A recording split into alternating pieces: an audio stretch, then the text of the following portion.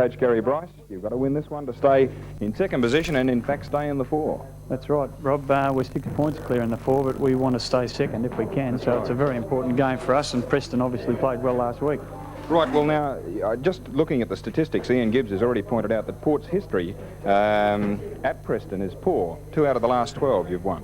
Well, I don't think that really comes into it. I think it depends on the day. I don't believe in home ground hoodoos or anything like that. If the players are mentally prepared on that particular day, it makes no difference. I notice on the table behind us is Stephen Allende. Now, Stephen, you know, has had a terrific season, but he didn't play well last week. I've just found out he was injured. Well, he was ill for a couple of weeks before that. Actually, had a bad game in the interstate game, but he shouldn't really have played. He's had a virus for about 2 or 3 weeks. Right. Well, now, what about today? Because you really want him on top today, don't you? Yeah. Oh, we want everyone ready, rearing to go today. We've got Stevens fully fit, so is Stretch, and all the other players who I'll read in the press are always under cloud with injury, but we've got all our players fit today. Gary, how much do you consider this a danger game? Because Preston did knock off Geelong West last week by 7 goals. Well, I've said to the players during the week, it is our most important game for this year. They are ready to knock us off. We played well against them at home, and I know they're smarting from that defeat. And I know that Harold will really have them revving up for today. So it's a real danger game for us. Right. Well, of course, the other thing that we've got to talk about is Fred Cook going for that 100 goals. A lot of pressure on the team. Well, I just mentioned to the players before that I don't consider that should come into it at all. If Freddie gets them today, well and good, but I don't think that we should be worried about that. I said he's definitely going to make it at some stage, but whether he gets it today, next week or in 2 weeks' time, I don't care, and I don't want the players to worry about that. Okay, Gary, well, as I've said before, you're one of the coaches who really cooperates. We know we'll be speaking to you during the game, and we do hope that we'll be speaking to you after the game as well to present the trophies. All right, Rob. Thanks very much, Gary. Well, that's the latest from the Port Melbourne room. Quietly confident, I think, could be best described the atmosphere in here today. Very shortly we'll move across to the Preston rooms and speak to Harold Martin. Well, it'll be very interesting to hear from. Yes, Rob, yeah, another girl born last Tuesday. Yeah. Right, no boys yet? No, got to go give the umpires a bit of a go rule. I reckon if we have a boy in 20 years' time, they could cause a bit of trouble, the umpires. Okay, well, congratulations to you and your wife. I think it's just fantastic, and that goes from everyone at 10 because, you are part of our team out there. Thanks, Rob. Harold, we're going to have to hit you right between the eyes because your form this year, Preston's form, hasn't been good. Yet last week you come out, the big shock defeat by knocking off Geelong West by 7 goals. Why the big reversal in form? Well, we started well early in the year, Rob. We were very intensive pre-season training with Ray Giles, and seemed to taper off a little bit. We lost a lot of confidence, and we've had injuries. Every club has injuries. I can't blame that, but certainly our confidence went down. Our running players were out of form for a while, and last week was, I think, Coburg embarrassed us so much at Coburg that we played a similar type of game to Coburg, and we put it all together last week, and I'm hopeful that we do the same today. I know you don't like singling out players, but I notice one of the players warming up at the moment in Johnny Fraser. Now, John was the big boom recruit of the year at full forward. Now you've got him out away from full forward. Why have you done this? Well, partly our fault. We weren't giving the ball to him properly when he was playing at full forward. Our field kicking was down, and we felt that we know he's got the skills, so we put him up the ground, and well, last week he kicked 7 goals, which is a top effort. He looks pretty keen today too. Well, I think he'll do well. He's got his confidence was right back there last week. And, right. Well, what about Brett Cooper? I noticed before you said to your boys, urging them on, you said, righto, well, Freddie Cook's got a big day, but let's upstage him with a good performance from Brett. Well, Brett was playing the centre early in the year, and we've had trouble at full forward. Even though he only kicked 4 goals last week, he contributed in a lot of others, and he's probably our best contester, and we haven't had a fellow like that in front of goals, and I think you'll find he'll do just as well or better than what Fred will today. Well, Harold, you can't make the 5 now. It'd take a miracle to make the 5. What incentive is there in the game for Preston today? Well, we've had a lot of knockers and a lot of knives in the back, which every coach gets when you're losing, and so have our players, and we've been embarrassed by our efforts, and I think we had 2 bad losses to Camberwell and Coburg. We hit back and beat the second side last week. Well, today that we're playing the new second team, and we hope to dislodge them from their position, and that is our incentive, I think, to overcome a lot of the knockers and show that Preston is a far better side than what they've shown this year. Well, the beauty thing about today's game is that in the coaches, the key personalities, Gary Bryce and yourself, we have two captain and coaches who really do cooperate with us and make yourselves available, so our viewers can look forward to a terrific day's football, I think. I think they will, yeah. I think that's part of the game, you know, letting everyone know what VFA football's about. And I know Gary, you know, is the same as what I am, and doesn't, you know, affect us at all, really. You'd like to beat him, though, wouldn't you? Of course, oh yeah, my word. OK, thanks very much, Harold. We'll let you go and rev the boys along. Well, that's just about it from the Preston rooms. I would like to say to our viewers at home, if you'd like to come down here at Preston, they have excellent facilities for watching football, probably one of the best setups, and we've had a good look round today in the social club and around the ground, the grandstands, superb facilities down here at Preston, so if you'd like to come down and enjoy a great game's football, you're very welcome. Well, now we'll go back to the main commentary position and Phil Gibbs, but very shortly we'll have the toss of the coin. OK, Rob, and there we have one of the heats of the Dandy Dollar Dash concluding, but you'll see the main features of these races at half-time in our telecast today. But right now we'll take down the field umpire for today as umpire Peter Snooks, 8 years with the VFA. The boundary umpires, John Culhane, 10, and Malcolm Owen, his first year with the VFA. The goal umpires, Adrian Crawley, 8 years, and Bruce Bartlett, 5. The emergency umpire is Neil Tallentire, 8 years with the VFA, and the umpires board representative today is young Stan Winter, who's been with the VFA for not very long, only 37 years. So Stan is the board representative, but Peter Snooks moving around in the A&A jacket out there. And here comes the Port Melbourne side onto the ground, and they're led by their captain and coach, Gary Bryce. I'll tell you what, they're fully aware that they've only won twice here in the last 12 years, I think it is. So they have this big game ahead of them today. And here's Preston, and their captain and coach is Harold Martin. Both teams have their coach playing here today, and Harold Martin also very keen to knock off the Port Melbourne side. It's always been a traditional game against these two teams, particularly in the last few years. Although I suppose in a way it's a shame to see Preston so far down the ladder. They're a top-class side. They have a big following out here, Ted. They have a great following out at the Preston area, and they have for many years. And you mentioned the Preston-Port Melbourne clash. It is traditional, Phil, and I know a lot of the older viewers that couldn't get to the game today will remember the pre-war clashes between these two sides, and I think it goes back to about 1937-38, the big one at the Preston ground here between Port and Preston, and I think a lot of people still remember that game in the Preston area. Right, we're just waiting on the captains to pull up, and then Rob Asprey will be, as usual, conducting the toss of the coin, and probably he'll have a word with Peter Snooks out there, the field umpire for today. Peter Snooks, of course, has been umpiring for 8 years in the VFA. There's Preston doing their preliminary circuit, and Port Melbourne, of course, following them up around their circuit of the ground here today. But it won't be long before this match gets underway. It's due to start at 10 minutes past 2, and they're right on the ball today.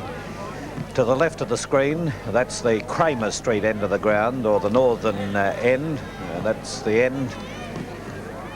I don't think, I was going to say that the breeze would be away from, but I don't think the breeze is particularly favouring any end. If anything, it's probably favouring the Bruce Street end, which is to the right of the screen, the southern end of the ground here. Well, now Port Melbourne coming across in front of the main stand. The crowd built up right along the front of the main stand here. And Rob Asper is ready for us now, so it's down to you, Rob. Look, copper what? Right. We are on. OK, a bit of a technical problem this afternoon in communicating, but not to worry, we will battle on.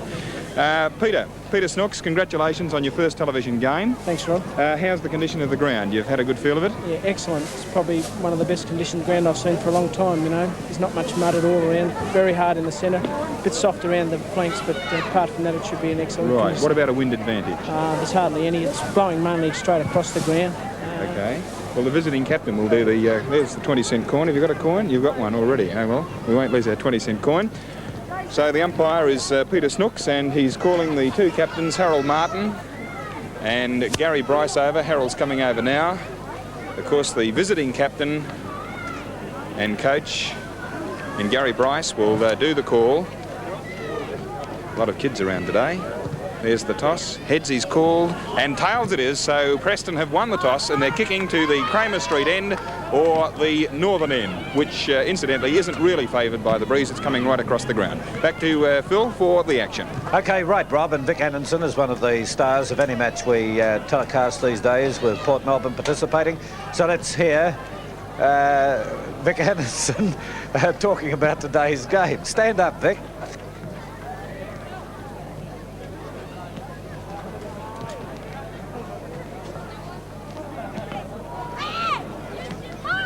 Righto, well, Vic has decided not to talk. He's going to wait until he does stand up out there, and then he'll tell us what he feels about today's game out here. He's been plagued by injuries in the last couple of seasons, unfortunately. But he's now moving across towards the centre. And, of course, the other player we will be talking to today is Brian Preece of Preston. He plays in the back pocket. So we'll take you over now to hear what Brian has to say about today's game. Well, with his 100th game last week, and we must say congratulations to Brian Preece for that. I guess we could call you one of the veterans of the side. Brian, how important is it to knock off Port today? That's very important for us, mainly for our spectators who have been following us all the way through the year. We've given them a pretty bad showing lately, and last week's game, we've always had it here, but we haven't put it together. Last week's game really showed what we are made of, but if we can do the same this week, it'll really take the pressure off a few players and also put a bit of faith back in the club. Right, well, thanks for speaking to us, and congratulations on 101 today. Thanks very much, Rob. Bye. 101 today for Brian Preece, and unfortunately we won't be hearing from Vic Anderson at this stage, but no doubt Rob Asprey will try and get a few words with him throughout the day. Right, we're just waiting on umpire Peter Snooks to come in for the bounce of the ball here. Players have taken up their position. Both sides very towy at the moment. One interesting player here today is Kavanagh, the interchange player. It'll be interesting to see how he goes when he comes on the ground. Fred Cook was telling me he's out of the blocks like a stall gift runner, and he's got a lot of potential. Little fellow, rover, so it'll be interesting to see him if he gets on the ground. Well, there we go with the bounce. And it's coming up wide of the pack. Marks gains possession for Preston, streaks downfield, gets one around the neck, but the umpire calls play on as he saw Marks was in reasonable position. Comes up towards the half-forward line, but it was Bryce coming in, giving his opponent a bit of a shove to take the mark. He's played it straight back into the centre of the ground, players over the top of one another, but it comes down to Marshall. Marshall couldn't break away with the ball, taken away by Goss of Port Melbourne. He sends it up towards that centre-forward zone. Oh, Cook behind the pack, turns around, shoots for goal and bowls along the ground and hits the post. It could have been his 94th for the day. A little bit nonchalant on the part of Cook then. He had plenty of time. He was in front of the whole pack, and I felt that he could have taken his time, Ted. Well, he could have taken his time then, but I don't think Fred could believe his eyes when he saw that ball coming to him without any opposition. All right, Allende now going for the hand pass, gets it down and taken away here by Swan up towards the forward zone, and that was a good mark in the middle of the pack, and it was taken by Vic Anderson. So Vic Anderson's only about 30 metres out from goal, directly in front, kicking towards the southern end. Cook dragging himself up off the ground down there, limping a bit too as he moves away. I think that could be because of the missed goal, but there goes the kick on its way, and it's only the 1 point again. So we have 2 points on the board for Port Melbourne, and Preston have yet to score. So now we're just waiting on Towan of Preston to take the kick off, playing it out here towards the half-back line. Moving in is Cosma of the Preston side, forced down to the ground. Coming around at the moment is Evans, but it's gone over the line, and there will be a throw-in effected on Port Melbourne's half-forward line. All right, we're just waiting on this throw-in. And it's Martin gaining possession. Martin goes for the pass, but it comes back here towards Wilkinson. Wilkinson straight down towards centre forward, but Town comes out to take the mark, and Cook is limping pretty badly down there at the moment. It comes to Marshall. Marshall with a hand pass. Back it comes to Marshall, and Marshall from McEwen sends it up towards the half-forward line. It's Johnson bearing down on the ball for Port Melbourne now. Gets a bit of a shove, but forces it over the line. Let's have a look at Fred Cook down here. We've got a small problem, but we might be able to get in touch with Rob Asprey to see if he can find out what the problem is down there, to go down and have a look at it. But it comes back wide. It comes out towards Goss. Goss now tries to put it up towards the wing. Pick up by Allende. Passes back to Wilkinson. Wilkinson now gets the short pass into Swan, and Swan has taken the pass wide of the centre out on the outer wing. So Swan of Port Melbourne with his kick. Looking for O'Reilly. But it comes through towards Evans, but O'Reilly is the player to end up with it. O'Reilly can't get away. Goes for the pass back here. Taken away by Jimmy Christo. He puts it high in the air. Cook leading out all right now. And the mark has been taken in front of him by his teammate Evans, who shoots for goal. And he's put it through for full point. So that's a goal up to Port Melbourne. They go on to 1-2, and Preston have yet to score. Yes, a report now from Rob Asprey. Well, the word from the Port Melbourne bench, Phil, is that Freddie Cook has hurt his ankle. Just how severely we don't know yet, but there's no doubt about it. The message from the Port Melbourne bench is that if he's not going to measure up, they're going to rip him off. So they're not going to muck around with Freddie. They're out again to have a look at him now. But it doesn't look too good at this stage. Back to you, Phil. Right, Rob, I don't think it'll be the first time that Fred's been ripped off anyway. Rob, as we have the bounce of the ball, and it's Allende getting the knockout down towards Swan. Coming through them was Marks, couldn't get possession. Wilkinson hand passes out here to Dermott. Dermott up towards the half-forward line. Up they go for it, pushed wide of the pack now, and the opportunity here for Clark of Preston to play it around towards Marshall.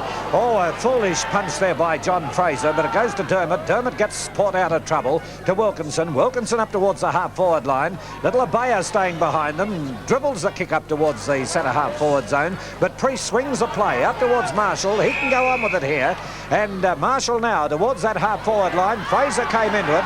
Fraser looks a bit slow, but gets the kick in, and puts it out of bounds on the full. Looks a bit slow, this fellow, Ted. Well, he's not actually slow, Phil, but he was very hasty in getting his boot to the ball. He could have passed that one quite easily to a couple of teammates there, one running past. May not be slow, but he's looked a bit slow on the last two occasions when he's approached the ball. Well, there's one player warming up for Port Melbourne. That's Kavanagh. He could be coming on to replace Cook, who's still limping down there in the forward zone. But here now we have Hall with his kick towards the half-back line for Port Melbourne on the stand side of the ground. The umpires said that Martin was interfered with. It was shepherding, and Martin will get the free kick. So Martin now from the half-forward line has the chance for, I don't think he'll score, but to put it right up on that forward zone. A wobbly punt, spiral punt. And it's pushed away from Cooper, and it's over the line in the forward zone for Preston. Bill. Forward pocket, scoreboard, Port Melbourne 1-2, Preston yet to score on the Olympic Tyres scoreboard. Bat out of the pack, can't get rid of it, goes to Christo, that's John Christo in trouble. Bryce, the captain, comes in to force it over to Wilkinson. Wilkinson still in the back pocket, getting the ball up towards Allende at half-back flank. Preston in the better position, Allende knocking away to the line, throw in from the boundary umpire. 5 minutes into the term, Port Melbourne 1-2-8, Preston yet to score. Olympic Tyres scoreboard. Boundary umpire does the work. Martin, Allende, Martin successful. Hand pass long into open territory, a chance for Port. Couldn't do it through Hall. McEwen onto the left foot, up towards full forward. Back the big one, away from him. Bryce going towards goal, the Port Melbourne captain. Cleverly knocked away by Jessup. And a throw in as the result, as you can see. Cook still in trouble down there in the forward pocket. They might, as Rob Asprey suggests, rip him off, but Frederick is a bit loath to leave. It's in the forward pocket, and Preston won it again. It was Fraser, but Wilkinson took it under control, getting it towards the centre wing. Martin alone there. Awkward bounce for him, off the ground to Allende. Allende flipping the hand pass out unsuccessfully. O'Reilly coming in, back to Martin. Strong play there. And Goss has got to put in for Port Melbourne. Free kick against him. Probably a little technical, but the free kick is going to go to Can. Can at half-forward flank. Grandstand side, kicking to the northern end. Left of your screen, up towards full forward, and it might be against Port Melbourne. Against Hall, and it will go to Fraser. And that free kick came up at the 6.5-minute mark in the first term. And Fraser's to kick to the northern end. 15 metres out. Moving in now, on its way. Looks good from here, 1 goal to Preston. It's a full-time job to keep up with the tax laws. They change every year. So why not... Fire in possession there, about to... Does it well, even contest. Martin again out of the centre, and McEwing from the centre of the ground up towards Cooper, thumping away O'Neill, but Preston in control through Jessup. Jessup's hand pass to Bat is astray. A little bit of trouble on the Port Melbourne back line. The free kick goes to Port. Across to Bryce, and Bryce will come out from the back pocket to boot the ball up towards the centre-half back position for Port Melbourne. Marshall a chance here to go towards goal, does so with a long kick, and the only player there is Johnson, and you saw what he did, he marked.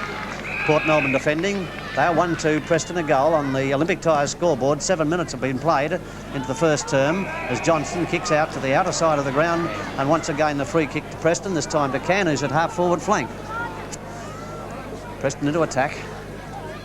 Should get pretty close up towards goal. It's about 15 metres out. Cooper was high, as you saw, down to the ground to Christo. That's John Christo, flipping it out to Wilkinson. Wilkinson will take it away hurriedly. A chance here for Can. Knocked down to the ground. Marks in there, and he will get the free kick. The distance wouldn't be beyond him, I wouldn't think. 35 to 40 metres out, a bit of a chance. Kicking to the northern end, Preston a goal, and Port 1-2. Marks. Preston 6 Wilkinson. free kicks, Port Melbourne 1. Standing the mark. And it's a good kick, and it's through for another goal to Preston. Centre. Passing quickly to Jim Christo, driving it to the half-forward line. Wilkinson chance, so too is Allende, and he takes the big grab. Allende, half-forward flank, tending to get down towards forward pocket territory and going to the city or southern end of the Preston ground. Preston kicking accurately, have scored 2 goals, Port Melbourne 1-2. That's 12 points to 8 on the Olympic Tyres scoreboard, and the kick by Allende is offline, and the umpire signals 1 point. So it's 2 goals to Preston, Port Melbourne 1-3. Not a bad opening, Teddy Henrys. Yes, and a very even contest, Bill. Both teams are playing very well. The Port Melbourne back line is very good. Phil. Righto, and here's the kick-off to be taken by Towan onto the half-back line on the outer side of the ground. One-handed go there by McCulloch, but it comes close to the boundary line. Moving in here is McCulloch again. There's Wilkinson trying to get into it as well. Down he goes, and the umpire blowing the whistle indicates there will be a 3 to Wilkinson out on the half-forward line. There'll be a 15-metre penalty applied as Wilkinson prepares to come in for his 7th kick in the game in 10.5 minutes. He's got the pass across towards centre-half forward. Marshall came in, got a push in the back, and Marshall will get the free from centre-half back. These frees are adding up, Ian. What are they? Preston 7, Port Melbourne 3. Right now, and we have Marshall now from centre-half back, wide of the centre. Up they go. Fraser went up early, but it's Jessup moving into it for Preston. Jessup with his kick swings the play across towards Cooper at centre-half forward. Punched away from him, goes through several players. Swan is the player backing up beautifully for Port Melbourne. Puts the play out wide, but Jessup is the player dodging around opponents to send it towards centre-half forward. Fraser. I wonder if we could have a look at that again. It was very, very close to the ground. Fraser might have just had his hands underneath it. As we see it now on replay, no, he's got it beautifully. He's kicked 1 goal, and he's only about 20 metres out from goal on a very, very slight angle as he comes in to try and make it Preston's 3rd in a row. It's on its way. Goal umpire ran right across. That's a goal, all right, and Preston have scored 3. Scores are reading 3 goals straight, and Port Melbourne 1 goal 3 as Port Melbourne put the ball up towards the forward zone through Swan, and Allende has taken the mark about 30 metres out. So Port Melbourne have the chance to get another goal on the board. They're kicking towards the Bruce Street or southern end of the ground, and it's right through the middle. No doubt about that one. That was Allende's first, and that takes Port Melbourne on to 2 goals 3, and Preston have 3 goals straight at the 12.5-minute mark into the first quarter. Well, quite an interesting game so far, Ted. Well, it is, Phil. Game, but that was a brilliant piece of work by Port Melbourne. And from that centre pound, Swan, he dived right into that, quickly away down to Allende, and 2 kicks and a goal to Port. That was good play. There's a message come out from the bench too to Abaya and also Jim Christo of Port Melbourne. As we have not a good bounce this time, it comes out to Yes, there's a pull around the neck to Swan. It came out towards Swan. He got the pull around the neck. The umpire blew the whistle, immediately called play on. Now Dermott has the pass. Dermott up towards that right or left forward pocket, and Allende juggling the ball. The umpire's called play on. Cook gets it, and he held his face there too, right in front of the umpire. And I think he might get the free kick out of it. Yes, Cook has got up, and he's moving back to take the kick. Only about 30 metres out from goal. He's kicked 1 point from one kick so far. He's on a 45-degree angle as he lines them up at the southern end. If he can get this, this will put Port Melbourne in front by 3 points. Preston having kicked 3 goals straight. So here's Cook putting the ball on its way. And if it gets the distance, it'll be right through, but it doesn't get the distance. Drops that bit short. And Wilkinson gains possession, screws at the goal, and he's put it through for 1 point again. So Port Melbourne are 2 goals for, and Preston have 3 goals straight at the 14-minute mark into the first quarter. I gee, the crowd are quiet when Port Melbourne score down that southern end of the ground. Now it's Towan preparing to take the kick-off, and play will go out towards the outer side. Players move into it, and Jessup was the player who drifted down in that area to take the mark on the half-back line. So Jessup from this position for Preston plays it around the wing. The big fellows are there. Goes over the back of the pack towards Abaya. Abaya goes for the hand pass to Dermott. And Dermott now from the centre wing on the outer side has plenty of time to play it towards Allende, who goes up with a strong mark in front of Clark on the half-forward line. Here goes the kick. He had a corky last week, this fellow. As it goes towards Cook, he can't take the mark. Here's the chance now for Swan of Port. And it's Evans rather, and Evans takes the shot for goal and puts it through for the minus score again. So Port Melbourne, bad kicking. They've gone up to 2 goals 5, and Preston are 3 goals straight. Towan again for the kick-off at the 15-minute mark. Bill. Town decides to go to the outer side of the ground again, and Bryce comes up and takes the mark for Port Melbourne. He's around about centre wing to half-forward flank area, and Port going to the southern end of the ground. Bryce, a well-directed kick, looking up there for Cook. Cook doesn't lead in front there. Will be the mark to Port Melbourne. It'll be paid to young Allende. I was wondering if somebody would tell me that. But it is O'Reilly. Right the first time, Bill. Harry? It's his first touch. O'Reilly is about 20 metres out from goal. 45-degree angle. And it looks as if it may be a goal. Let us introduce you to Keith Hollingsworth, Prince. That's out of the centre, going towards the half-forward line. Abaya was in there with a chance. That might have been holding the ball, and it is. It's a good decision, that. It was against Swan of Port Melbourne, and it will go to Preston in the person of Mears at the centre wing, and he's coming up to direct the ball around the grandstand or members' side. Dermott had the front berth, couldn't clasp the ball, but he'll get the free kick for the tackle being too high as indicated by the umpire. That's Dermott, number 25 of Port Melbourne, a good player, kicks in towards the centre of the ground. O'Reilly a chance, he was in front of his opponent, gives Goss the opportunity. Goss in trouble, and that was pretty quick, but the holding the ball is the decision, and it goes to Bat of Preston in the centre of the ground. Bat the centre of the ground, directing the ball up towards the half-forward line. Annanson got the shove, and Annanson will take the free kick for Port Melbourne. Tempo's slowed down a little bit. Port Melbourne are 3-5, Preston 3 goals. 16.5-minute mark in the first term. That's the score on the Olympic Tyre scoreboard. Annanson out to the centre wing. Allende dominating around that area in the marking department. Gets it to Goss. 5th mark to Allende. Goss up towards the centre half-forward spot. But Preston in the way once again with Bat. Bat further upfield to Myers. Myers onto the left foot to boot towards the half-forward line. Preston coming in the person of Fraser here in front of his opponent. Didn't make much of an attempt to get rid of the ball, and it was knocked over the line, as you saw, by Hall. So it's a throw-in on the half-forward line for Preston. Duck work, it's Annanson and Martin struggling. Nothing conclusive, and a chance will come down here, and it'll be Can. Out of the left foot up towards centre half forward, beyond to the full forward spot. Off the hand of Bryce, a chance for Marston into the open goal, tapped it through. 1 point only, Preston's first behind. They are 3-1-19, Port Melbourne 3-5-23 on your Olympic Tyre scoreboard, and we've played 17.5 minutes into the first term. There's the full-back, O'Neill, up towards the half-back line, and Hall will get the free kick. The reasons there being obvious. Hall at half-back flank. Port Melbourne and Preston locked in a good struggle here, only 4 points the difference. Port leading, Hall across to Swan, or is it Evans? It's Swan, and Swan at centre half back directs it to Ibaya. Ibaya over to the centre wing position, and the little fella pulls down the mark. There's no which way to go. Getting a call from Goss, and there's a 15-metre penalty, and I rather fancy that Myers is quite happy to concede that. Ibaya up to Goss, Goss moving towards the half-forward line, onto his natural kicking foot, the left foot, and slams it up towards the half-forward flank, and the mark there is taken by Evans. Evans has kicked 1 goal 1 in the 18 minutes which have been played thus far in the first quarter of the game here at the Preston Oval. Evans lining them up, 45-degree angle, puts it on its way, coming in pretty well. And the goal umpire seems to think that it is 6 points. Port Melbourne 4-5, Preston 3-1.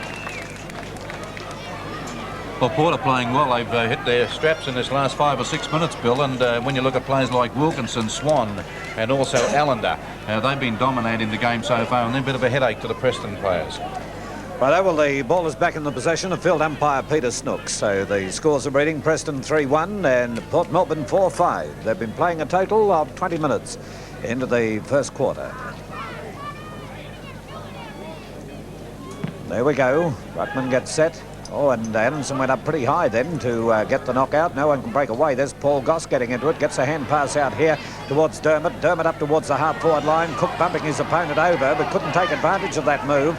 And there's a quick shot for goal by Wilkinson, but I think he's put it through for the minor score of 1 point. So that takes Port Melbourne on to 4-6. That was Wilkinson's second point, and Preston are 3-1 at the moment. Waiting on Towan to take the kick-off. Gordon Towan, the full-back, plays the outer side of the ground once again with the sun shining right across the ground, and Anderson tried to take the mark coming in from behind. Little Bayer went up, taps it down here towards Swan. Swan to Wilkinson. Wilkinson moving around here, went for the hand pass, but doesn't quite know what to do at the moment as he's got his 10th kick in, puts it high in the air looking for Allende, but there was a player pushed into it there. That was McGaw. But no one able to break away with it. There's Marks coming in, but the umpire blowing the whistle as there's a trip in the middle of the pack, and the free kick will be taken, and this time for Preston. And it's McCulloch on the half-back line for Preston, getting the kick in now towards the centre of the ground. Players move into it, up they go, and will pay the player in front, and that was taken by Peter Hall of Port Melbourne. So Hall now from wide of the centre of the ground, indicating that he wants the players to come a bit up the ground, but there goes the kick, not a good one. He grubbed that one slightly, and it'll be the mark taken on the back line by McCulloch again. He gets it towards that centre half forward position, and moving in here is Christo. John Christo gets the pass out. It goes to Dermott. Dermott to Paul Goss, who's roving reasonably well today. He sends it towards that centre forward zone. Players lunging at the ball, but Towan coming up to relieve the pressure, runs right up the ground, bangs it in towards the centre, and the mark has been taken by Murray back. He passes to Marks. Marks was a week in getting away with that, and Ted... Lucky. Oh, how lucky. That was holding the ball without any doubt, Phil. And he's his son-in-law. So you can tell how red-hot that was when Ted comes at it. OK, it's wide of the centre. And we have Marks now getting his kick in up towards centre half forward. Fraser moving across, and I still reckon he's slow as it comes through in the direction of Peter Hall. Holding the ball, says the umpire, and the free kick will be taken by Cooper. The full forward, it's his first kick for the match. He's within scoring range if he shows any accuracy at all, as he lines them up now at the northern end of the ground.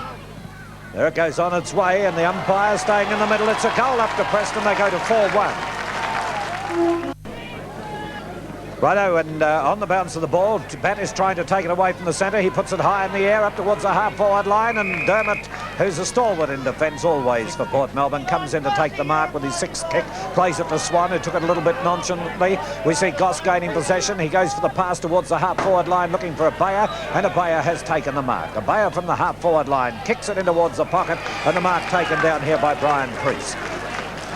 Good bit of play on the part of Priest. He's running in the same direction as the ball. He plays it up here, and McEwen took it easily, but he's recovered quickly enough to take in the ball. Gets it out to Jessup on the wing, and Jessup taking the mark.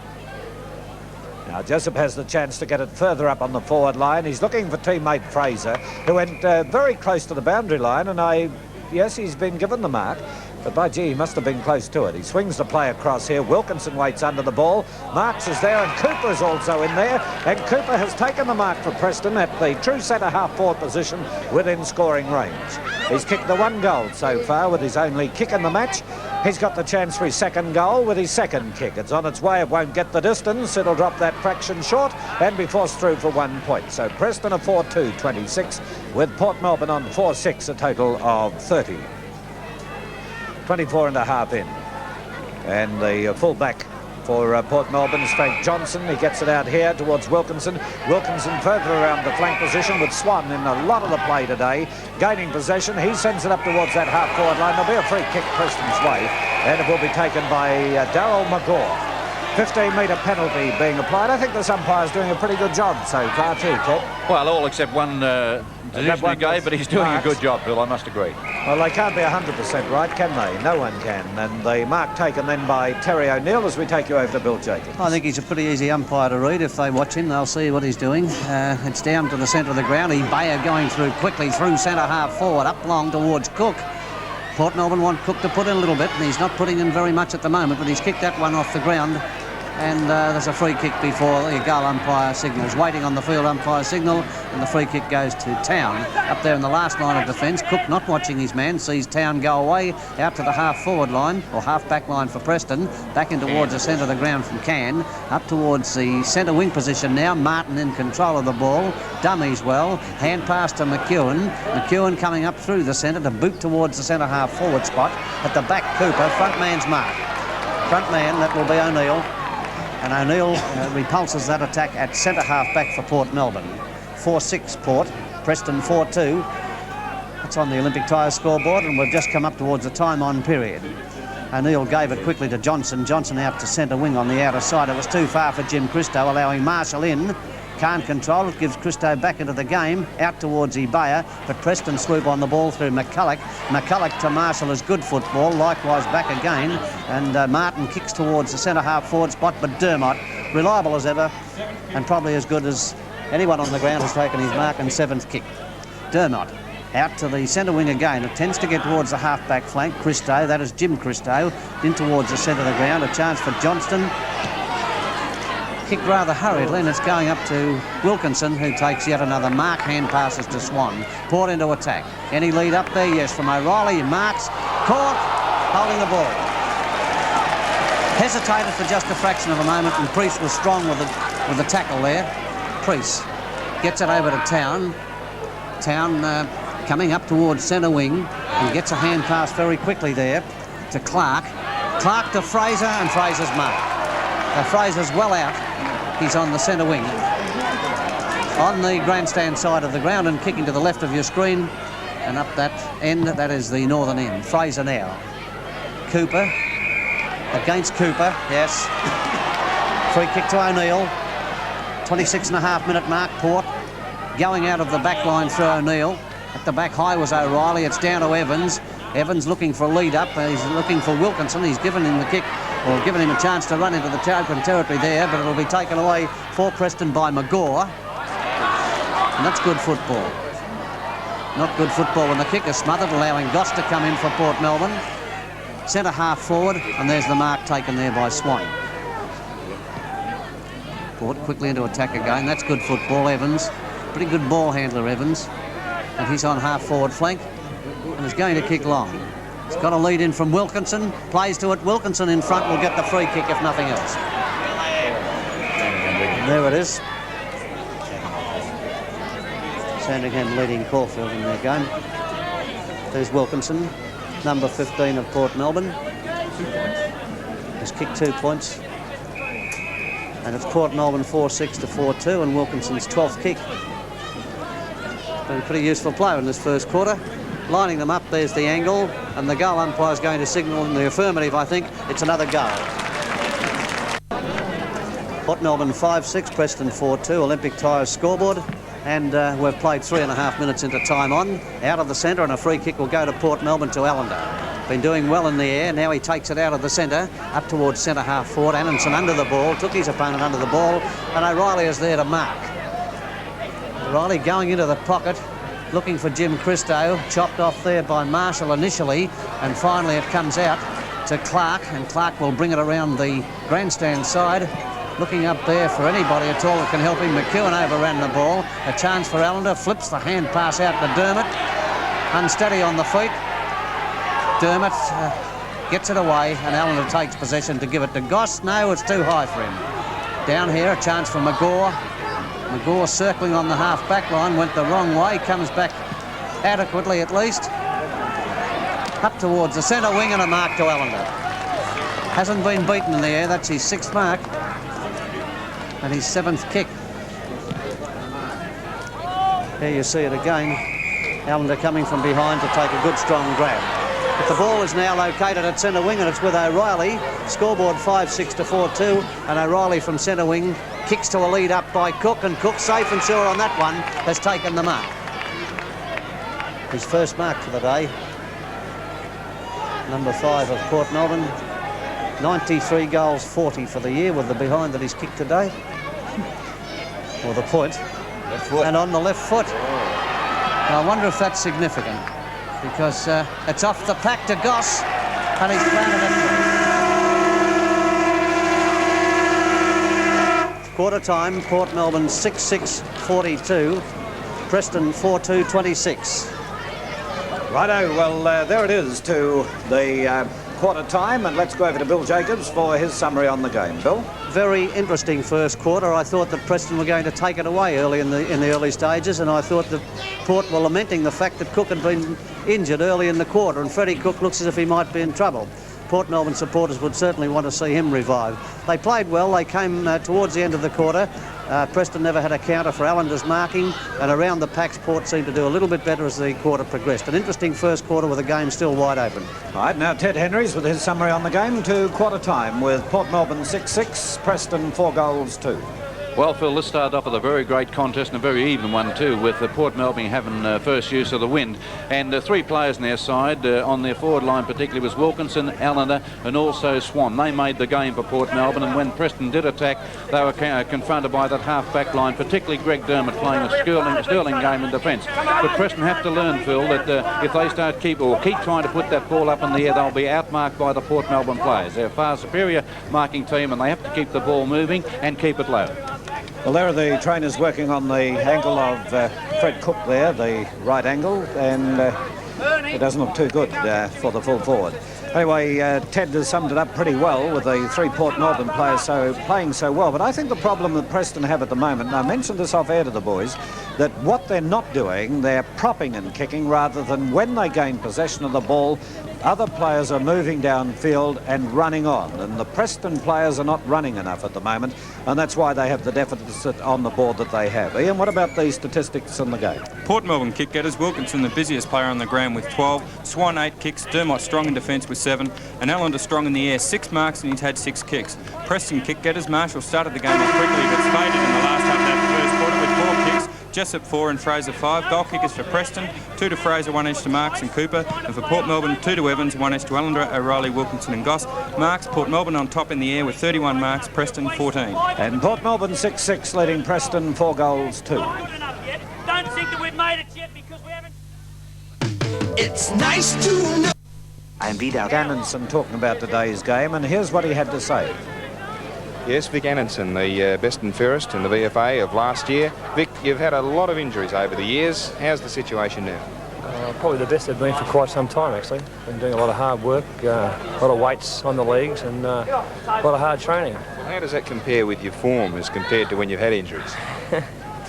I can't really explain, though. Just been one of those years where people seem to want to go around me instead of through me, which means the ball goes the other direction and just don't get the opportunities. And then when the opportunity does come, I'm just not getting enough touches to be able to capitalise on it. So the thing is, as you've said before, Vic, you're not so much concerned about your form as long as you play well and Port win. Is that right? Oh, Port win is the most important thing. I don't know about me playing well. As long as we get the results, that's what we're after. Right, now down on the ground, and Rob Asprey. Gary, just a few seconds, mate. You wasted opportunities on that occasion. Yeah, it was a disgrace, really. The number of times we had the ball in the forward line just frittered away opportunities with bad kicking.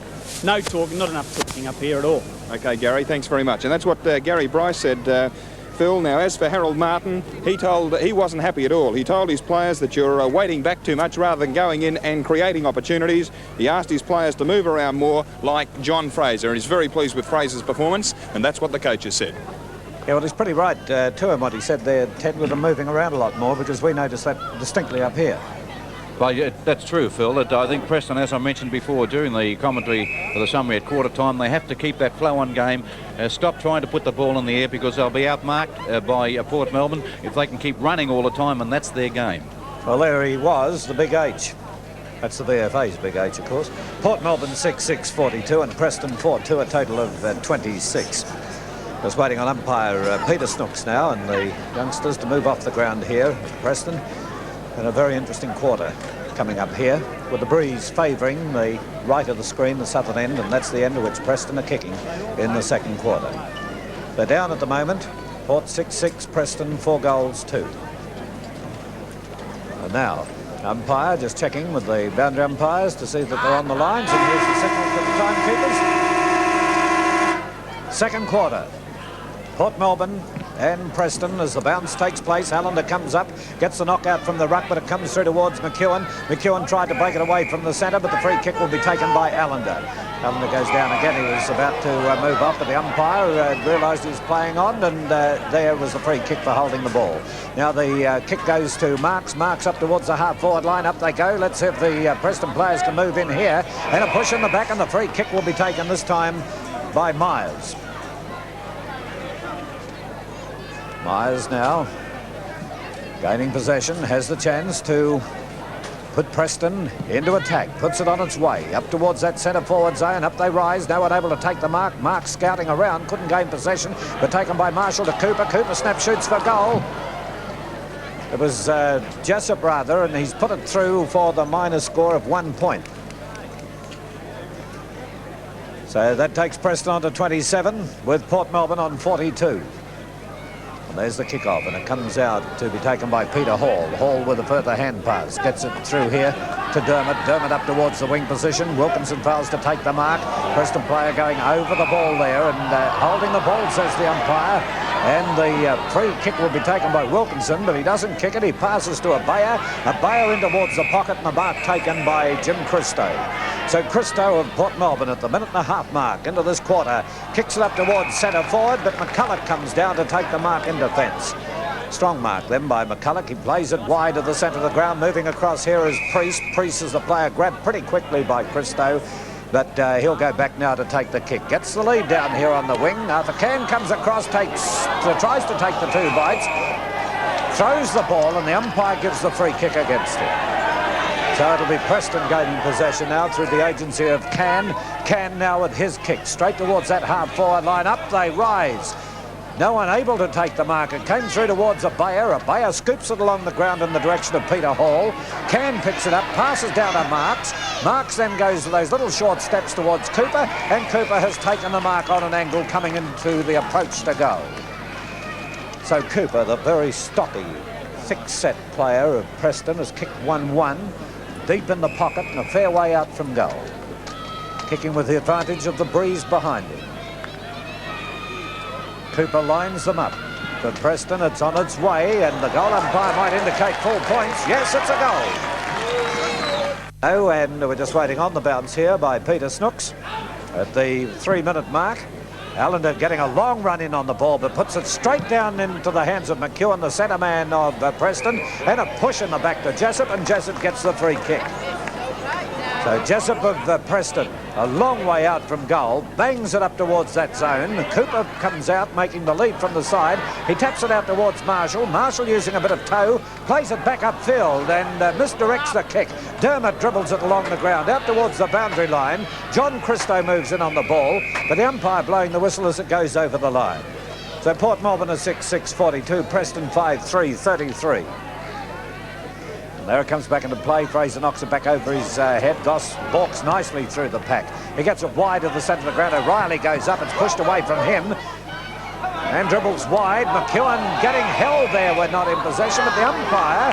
Oh, that was red hot. That one. Red hot, that one. That was holding the man, Phil. Yeah, he had no chance of getting the ball or having the ball in control. Anderson gets grabbed. McEwen. It's pushed through by McEwen. McEwen goes for the hand pass, gets it to Can with a pass to Marks. Marks tries to get away from his opponent, does that, gets it through to Fraser. Fraser lines them up, puts it off line, I think, or it's hit the post.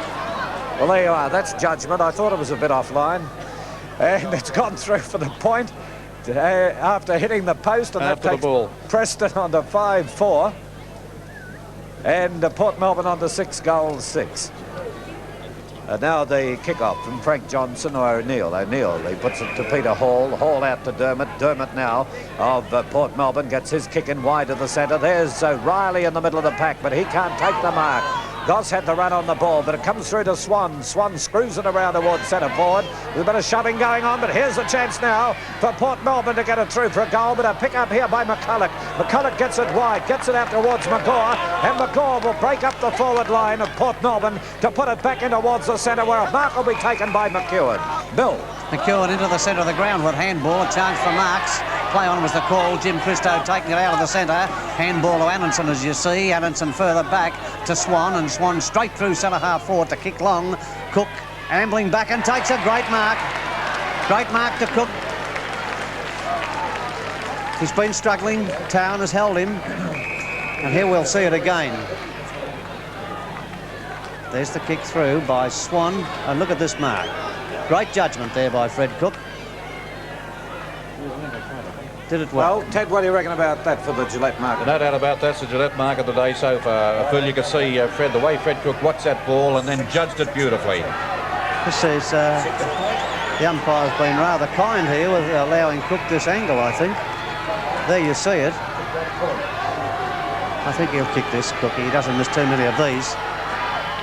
And he hasn't missed that one. It's another goal to Port Melbourne. It's a lively place. And getting it across to McCulloch. Preston into attack to their half-forward line. Bat stretching their Fraser. Down to Marshall. Marshall's long handball back to Fraser. Fraser in trouble, but gets his hand pass intercepted by Jim Christo. He too is in trouble. The tackle was too high, according to the umpire, and Jim Christo gets the free kick. Port Melbourne are on 7-6 to Preston 5-4 on the Olympic Tyres scoreboard, and it's at the 8-minute mark, 8.5-minute mark in the second quarter. Jim Christo's kick finds Wilkinson in the centre.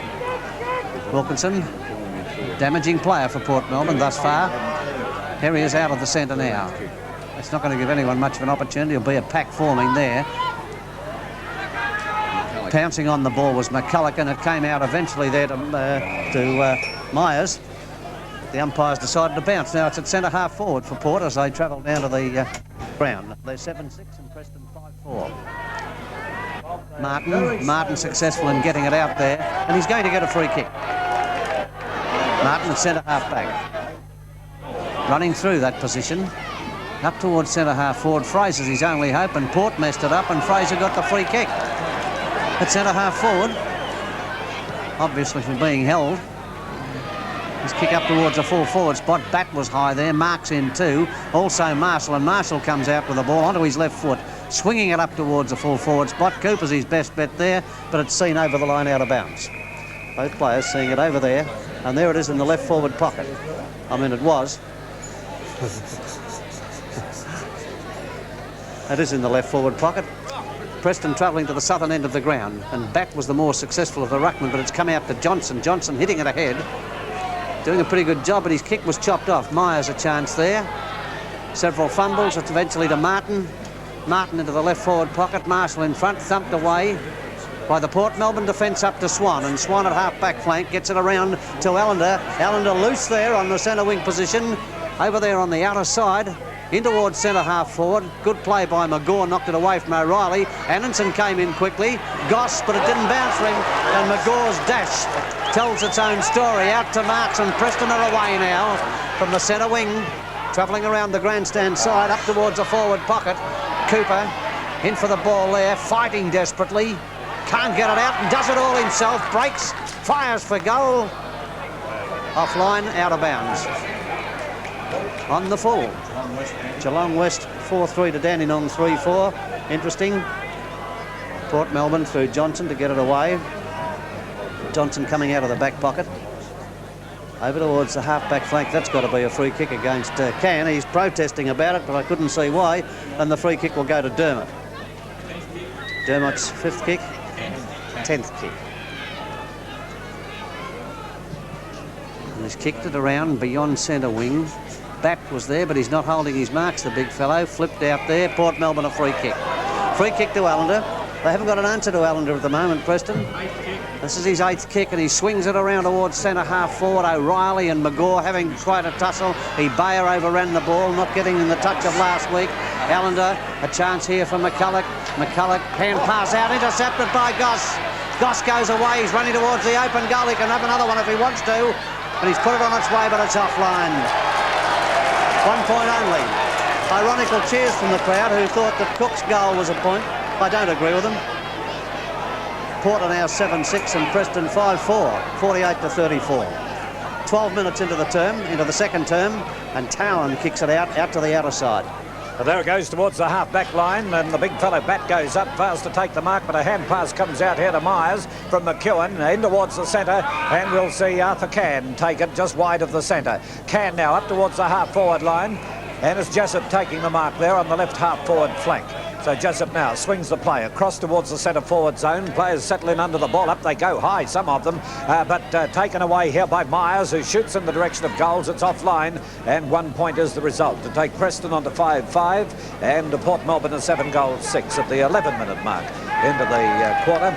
The second quarter, just waiting on the kick-off to be effected here for Port Melbourne, and it's a short pass, drops short to Bryce, and Bryce now from between the half-back line and the back pocket will swing the play into the centre of the ground, looking for Big Vic Anderson. Up he goes, fails to take the mark with Harold, who was that, Clark tackling him, and look at the pack of players form, and the umpires pick the free out of it, and will be taken by John Fraser of Preston.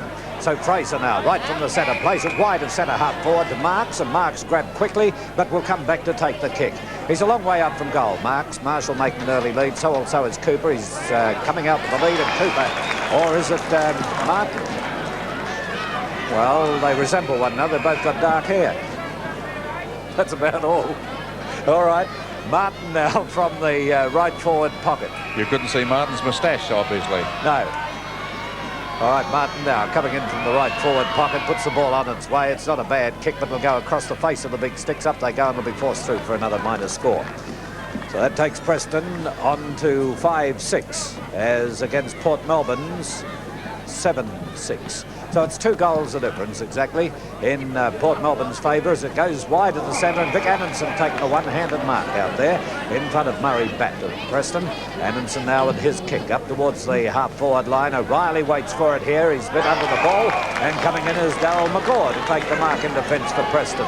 Now McGaw from the half-back line looking for Marshall. Marshall moves in to take the mark, and Marshall now quickly will play on as he gets the kick up towards the half-forward line, and the big fellows wait for it. Nearly a Preston mark, but Swan gains possession. He passes back here to Bayer, and Bayer of Port Melbourne swings the play into the centre, looking for Christo, and Christo takes the mark. He races downfield. He's got the chance to score. He's put the ball on its way. It'll be through, I think, for a goal. And a good goal to Port Melbourne, taking them to 8-6 with Preston on 5-6. Domestic land.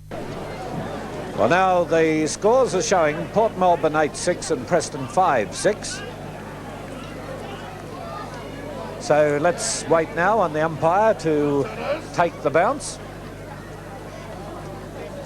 And Port Melbourne gradually getting on top here. Anderson trying for the knockout, but that cut right across him there. It comes out in the direction of Bayer.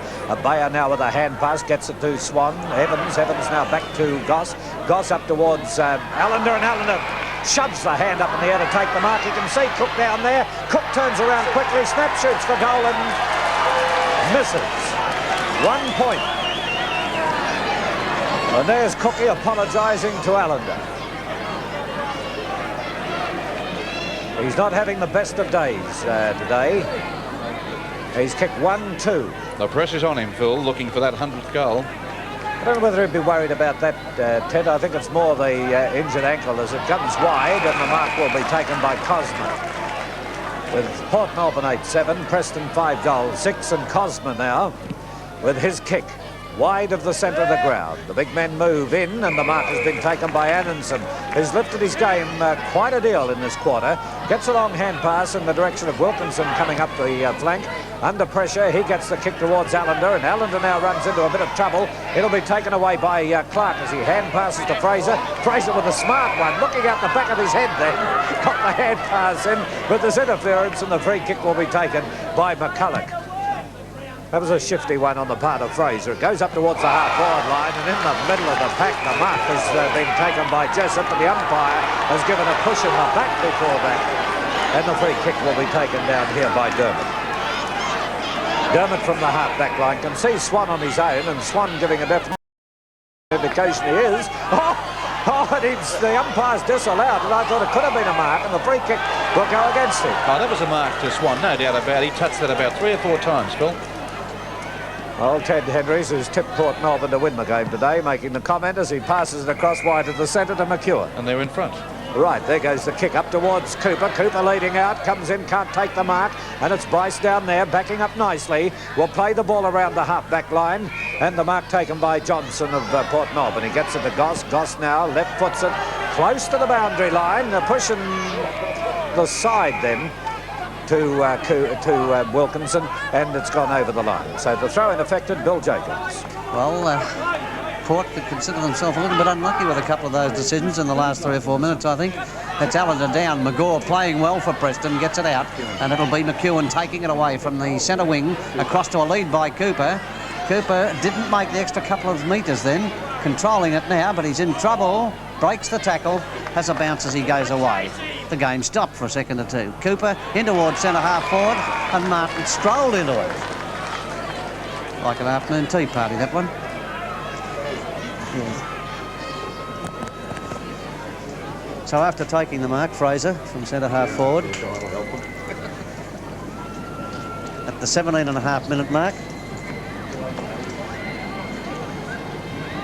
lines them up, and it's swinging away. It's offline, and the mark has been paid up there to the big fellow Anderson. He's going to have to go back though. The scoreboard is Port Melbourne 8-7, Preston 5-6. That's 55-36 on the Olympic Tyres scoreboard. We've played 18 minutes into the term, and there's Anderson deciding to kick the ball back into play after having taken that good mark. He favours the outer side of the ground, and Bat holds on to one for a change. He's been dropping them, but from the half-forward flank, Bat kicks towards centre half-forward. Dermott knocked it away to Marks. Marks in trouble as he's tackled into the pack. And there's going to be a free kick against Preston, the tackle being too high on Dermott. Dermott gives it to Captain Bryce. Bryce from centre half back spears it up towards the centre half forward spot. Off the hands of two to McGaw. McGaw doing pretty well. Gets his kick in, but it goes to Ibea. Ibea in the centre of the ground. And breaking clear to give it across towards Allende. He's backing the high marking ability of Allende, but McGaw's dash will relieve for Preston, taking it around to Marks. Marks at centre wing. Marks. Hand passes to Marshall. Marshall breaking clear, going up towards the half-forward line. Got the lead up there from Fraser, but it was too far for him, and over towards Cooper, but it's over the line. Over the line, out of bounds. Preston are making a mistake leading to that pocket down there, Bill. Many times it's gone down there. It's too much of an angle alongside that boundary line. Port Melbourne are 8-7 and Preston 5-6, 20 minutes into the term. Back into play, cross towards the line, a chance for O'Neill. Cooper battles with him. Again, the boundary umpire signals it's out of bounds. And it's deep in the forward pocket, right forward pocket for Preston. Going to the southern end. There's the two players, Anderson and Martin. Anderson's slight advantage there. Goss overrunning the ball, Marshall hooking it back.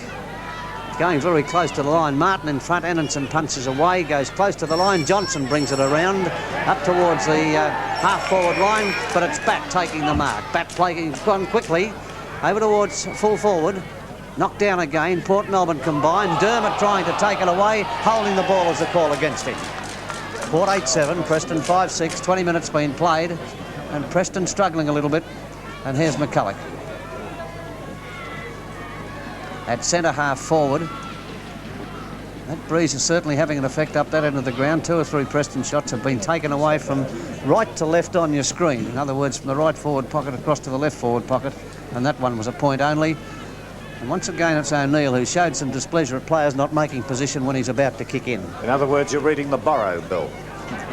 Right, it goes towards the half-back line, and there's Swan coming in for Port Melbourne. Swan moving around several players. Will put it in towards the centre of the ground. They look for Allende on every occasion. He doesn't let them down very often. There's Allende in possession. He's held the ball, and the free kick will go against him. He let him down then. And immediately we see coming through here is McGaw. McGaw ran... Now, what's the umpire doing? He's bringing him back, and he may have run a bit too far. Yes, he's indicated that he did, and the free kick now will be taken by Port Melbourne. So it'll go back to Swan by the look of it. Swan is down there at centre half-back with Port Melbourne 8 goals, 7.55, and Preston 5.7, 37, right on the 20-minute mark. As he comes in now, puts it on its way. There's Allende this time, and he was completely unattended. Surprised that Allende's allowed to be unattended like that. There were 2 Preston players near him and didn't make any effort to go with him. There's the kick towards the centre half forward zone. Coming in from behind is Clark. He tried to take the mark, plays it into open territory.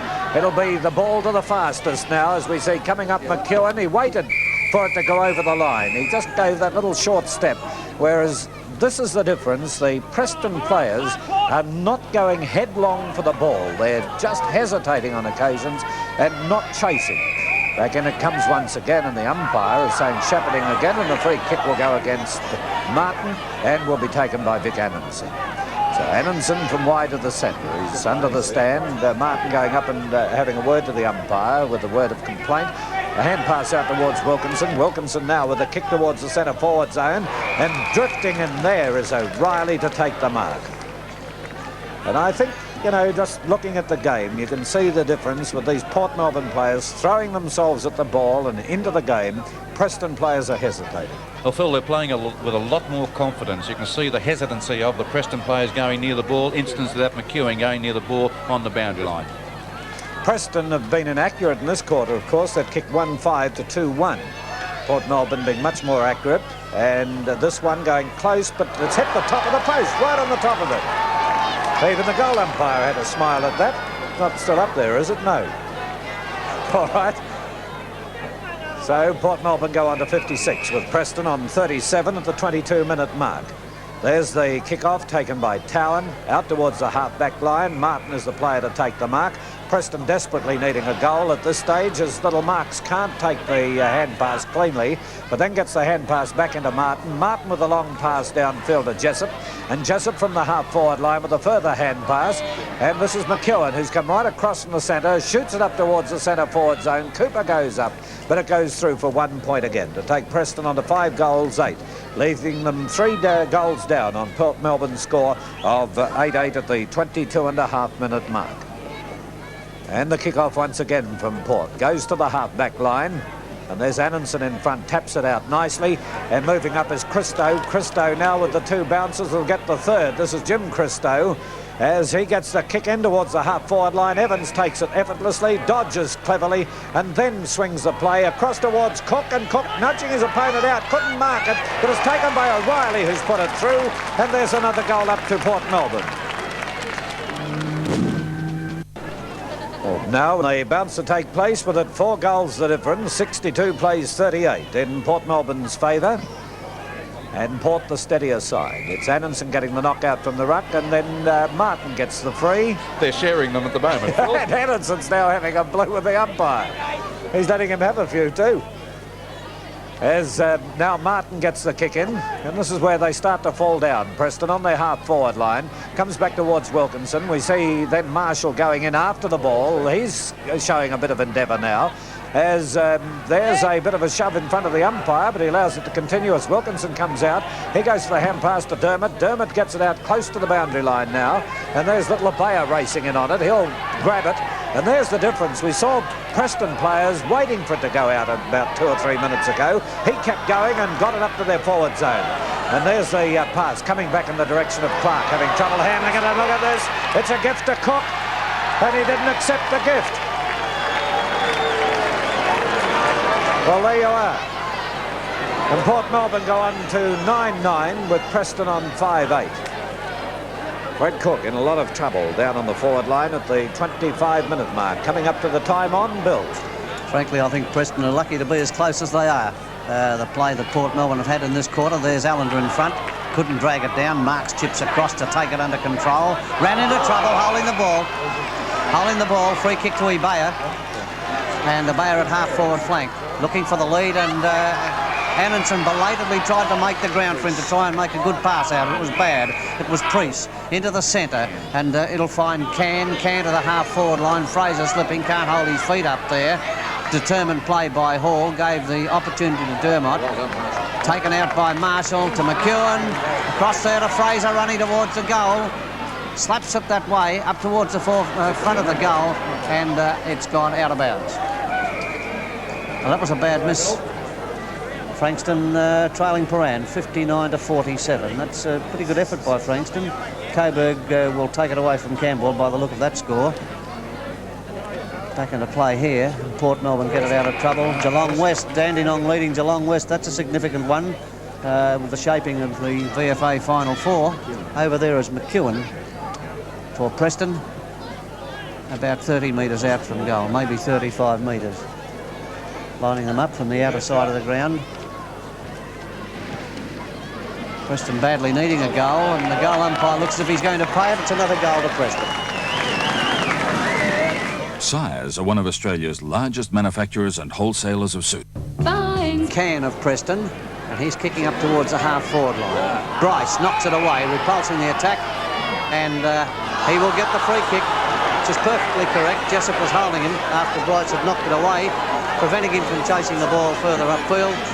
And Bryce will boot the ball across towards the centre, looking for Goss. Goss a bit short for that occasion, but Myers will take it out of the centre for Preston. Over towards centre wing. Ibaya traps it in the back, and Ibaya gets the free kick. Port racing it in towards the centre of the ground. Jimmy Christo, who's playing pretty well, certainly in this quarter, takes another mark for Port, and Port going into attack, coming up to the 28.5-minute mark in the second term. It's a bit of a nudge in the back there to O'Reilly, but passed unnoticed. Out to the half-forward line. Swan leading in the race for the ball ahead of Can. Had oodles of time to get rid of it. Over towards Evans, but Evans didn't chase particularly hard on that occasion. Neither did his opponent in Cosner. It's out of bounds on Port Melbourne's forward line as they go up to the northern end of the ground. Bat from behind. Takes it out of the air. The tackle too high. And the Bat will get the free kick. Bat at half-back flank. Preston could use with a goal or two before the interval, but I don't think they've got time to do it, or the ability at this stage of the game. It's out to Dermott, and Dermott's played a good game, as usual, for Port Melbourne. It's centre wing now. In towards the half-forward line. O'Reilly from behind, so too was Allende. Down to the ground, Jim Christo. Out quickly to Wilkinson. Wilkinson getting it back to Evans. Evans in towards O'Reilly, running it towards a full-forward spot. Preston will get it away, and the free kick will go to Priest of Preston at the centre half-back position. 30 minutes, just on the 30-minute mark. Coming up towards siren time. Priest across towards the outer side of the ground. Bat running unattended there, taking some considerable time to get it under control. Eventually does. Gets the hand pass to Cosner, and Preston go into attack from the centre wing on the outer side of the ground. O'Reilly under the ball there, down to Marshall. Marshall breaking clear, heads towards the open goal, passes to Cooper. Cooper can't get into the act, and he won't with passes like that. Could have been an interesting decision there. Play on as the call as it goes to Jessup, and he puts it through for a goal. Well, that's one of them they needed. Preston 7-8 now. The ball, and we have Port Melbourne, Preston 7 goals 8. On the bounce, Goss is getting grabbed, but he gets the pass in. It comes out wide. It's Cosmer who moves in, passes back here to Myers of Preston. Myers up towards the half-forward line and will pay the mark. It looks like Christo down there, and that's John Christo, number 2 of the Port Melbourne side. Now, John Christo with his kick around the wing on the outer side of the ground. The pass coming out, but it goes to Anderson. Anderson tried to get it across to Ibaya. He does just that. Ibaya in turn to Allende. Now Allende has the chance to get it up in the direction of Cook, but it's O'Reilly who'll drop in under the ball, punched away from him. There's Jimmy Christo with the chance, but the siren goes for half-time. Siren for half-time, with the scores reading Port Melbourne 9 goals 9, a total of 63, with Preston 7 goals 8, 50. Let's hear what Bill Jacobs has to say about the game. Well, I think that to the half-time interval, Port Melbourne have been much more the impressive team. Preston are within 13 points of them, which probably says it's a good performance on their part. But I put it down to a little bit of lackadaisical handball on the part of Port Melbourne. If they'd pinpointed their handball a little bit more accurately, I think they would have been further ahead. Righto, Bill, let's go down to Rob Asprey for a quick report from the ground. Well, Fred, as we're walking in, you're still limping. How bad is it? Look, if we weren't on television, Rob, all I could say is bloody painful, really. It is painful. Righto, Fred. Tore the ankle ligaments, and, you know, at this stage I strapped up and just hope to God I can prop up there and get the young blokes to run around. We're still a chance, though. OK, Freddie. Well, it would appear, Phil, that it is very painful. I don't know whether you heard that. We're pushed and shoved there a little bit. But Freddie is very distressed about that ankle. He does have strained ligaments, he said, and if we weren't on television, he reckons he'd come off. So it must mean a lot to him to get those goals, and whether they are looking for Fred Cook a little bit too much, I don't know. I noticed at one stage there, Allende could have had a shot and passed the ball across to Freddie Cook, who kicked it behind. Anyway, Bill, back to you. Sorry for interrupting your commentary there. Thank you, Rob. I think significantly the Port Melbourne tall timber took control in that quarter. Allende, Anderson put in a good quarter. I think it's fair to say that Preston's smaller men pretty well matched it with with Port Melbourne's smaller players, but in the air, Port Melbourne too strong. I expect the Port to take it away, but one can never tell with only 13 points in it. If Cook is going to remain on the ground injured, that has definitely got to be a debit against the Port Melbourne forward line. Port Melbourne 9-9-63, Preston 7-8-50. Ted Henry's, your comments on the game. Well, Phil, I would sum the game up to this stage that the Port Melbourne too much talent in their side on their performance out there today. Their positional play is first class. Preston are making the mistakes of trying to play the position. Every time a player leads in that forward line, they feel obliged to kick it to that player, which is wrong. Marshall was a typical example, should have shot for goal there before. But Preston have been doing this all of the game, Phil. Their first 10 minutes in the first quarter is probably their best football. They'll have to pick up the game a lot, keep the ball flowing as close to the ground as they possibly can, and players to run together down the field. Right, Ted, and well, again, we agree with regard to those leads down in the pocket. And they're leading out into the pocket all the time, not leading up the field at all. And they're leading into that right forward pocket. And whoever gets it anyway is on a very, very acute angle to shoot for goal. But I think they're falling for the trap. If someone leads, they'll kick to it, even if they're within scoring range. And that, to me, is foolish play. And the other thing that the Preston players are doing, I notice if a player has in mind that he can't quite get the ball, instead of throwing and going for it, he'll pull up. Now, I noticed this a while ago up on the flank position, and we saw, I think it was McGaw, and I may be doing him an injustice, but moving into it, he appeared as though he wouldn't get there, and all of a sudden the ball swerved, and he put on the extra yard to try and get to it. And I think if you look at the Preston players, that is an example of what is happening in the game. The Port Melbourne players look better, they're marking better, and they're getting into position more. But the scores are showing Port Melbourne 9-9-63, Preston 7-8-50. Ian, the statistics on the game. Port Melbourne kick getters, Dermott strong in defence with 13 kicks. Port's little players are playing well, Swan, Ebeyer and Goss. Swan 14 kicks, Ebeyer 11 and Goss 12. Preston kick getters, McGaw 8-5 coming from that quarter, a dashing half-back flank player. Fraser 10 kicks, and Marshall playing well with 11. Preston goal kickers, 2 each to Fraser and Cooper, and 1 each to Marks, McEwen and Jessup. And for Port Melbourne, 2 each to Evans and O'Reilly, and 1 each to Allende, Wilkinson, Goss, Cook and Jim Christo. Still not that much in it, only 13 points with Port Melbourne 9-9, Preston 7-8. Roll in the morning, roll in the evening. Well, back here at the we're getting ready for the Dandy Dollar Dash, the world's richest foot race. The final, which will be on grand final day. We have Port Melbourne 9 goals 9. That's 63 to Preston 7 goals 8, a total of 50. And we have George Underwood ready to call the big race today. So we'll take you down to the ground and to George Underwood.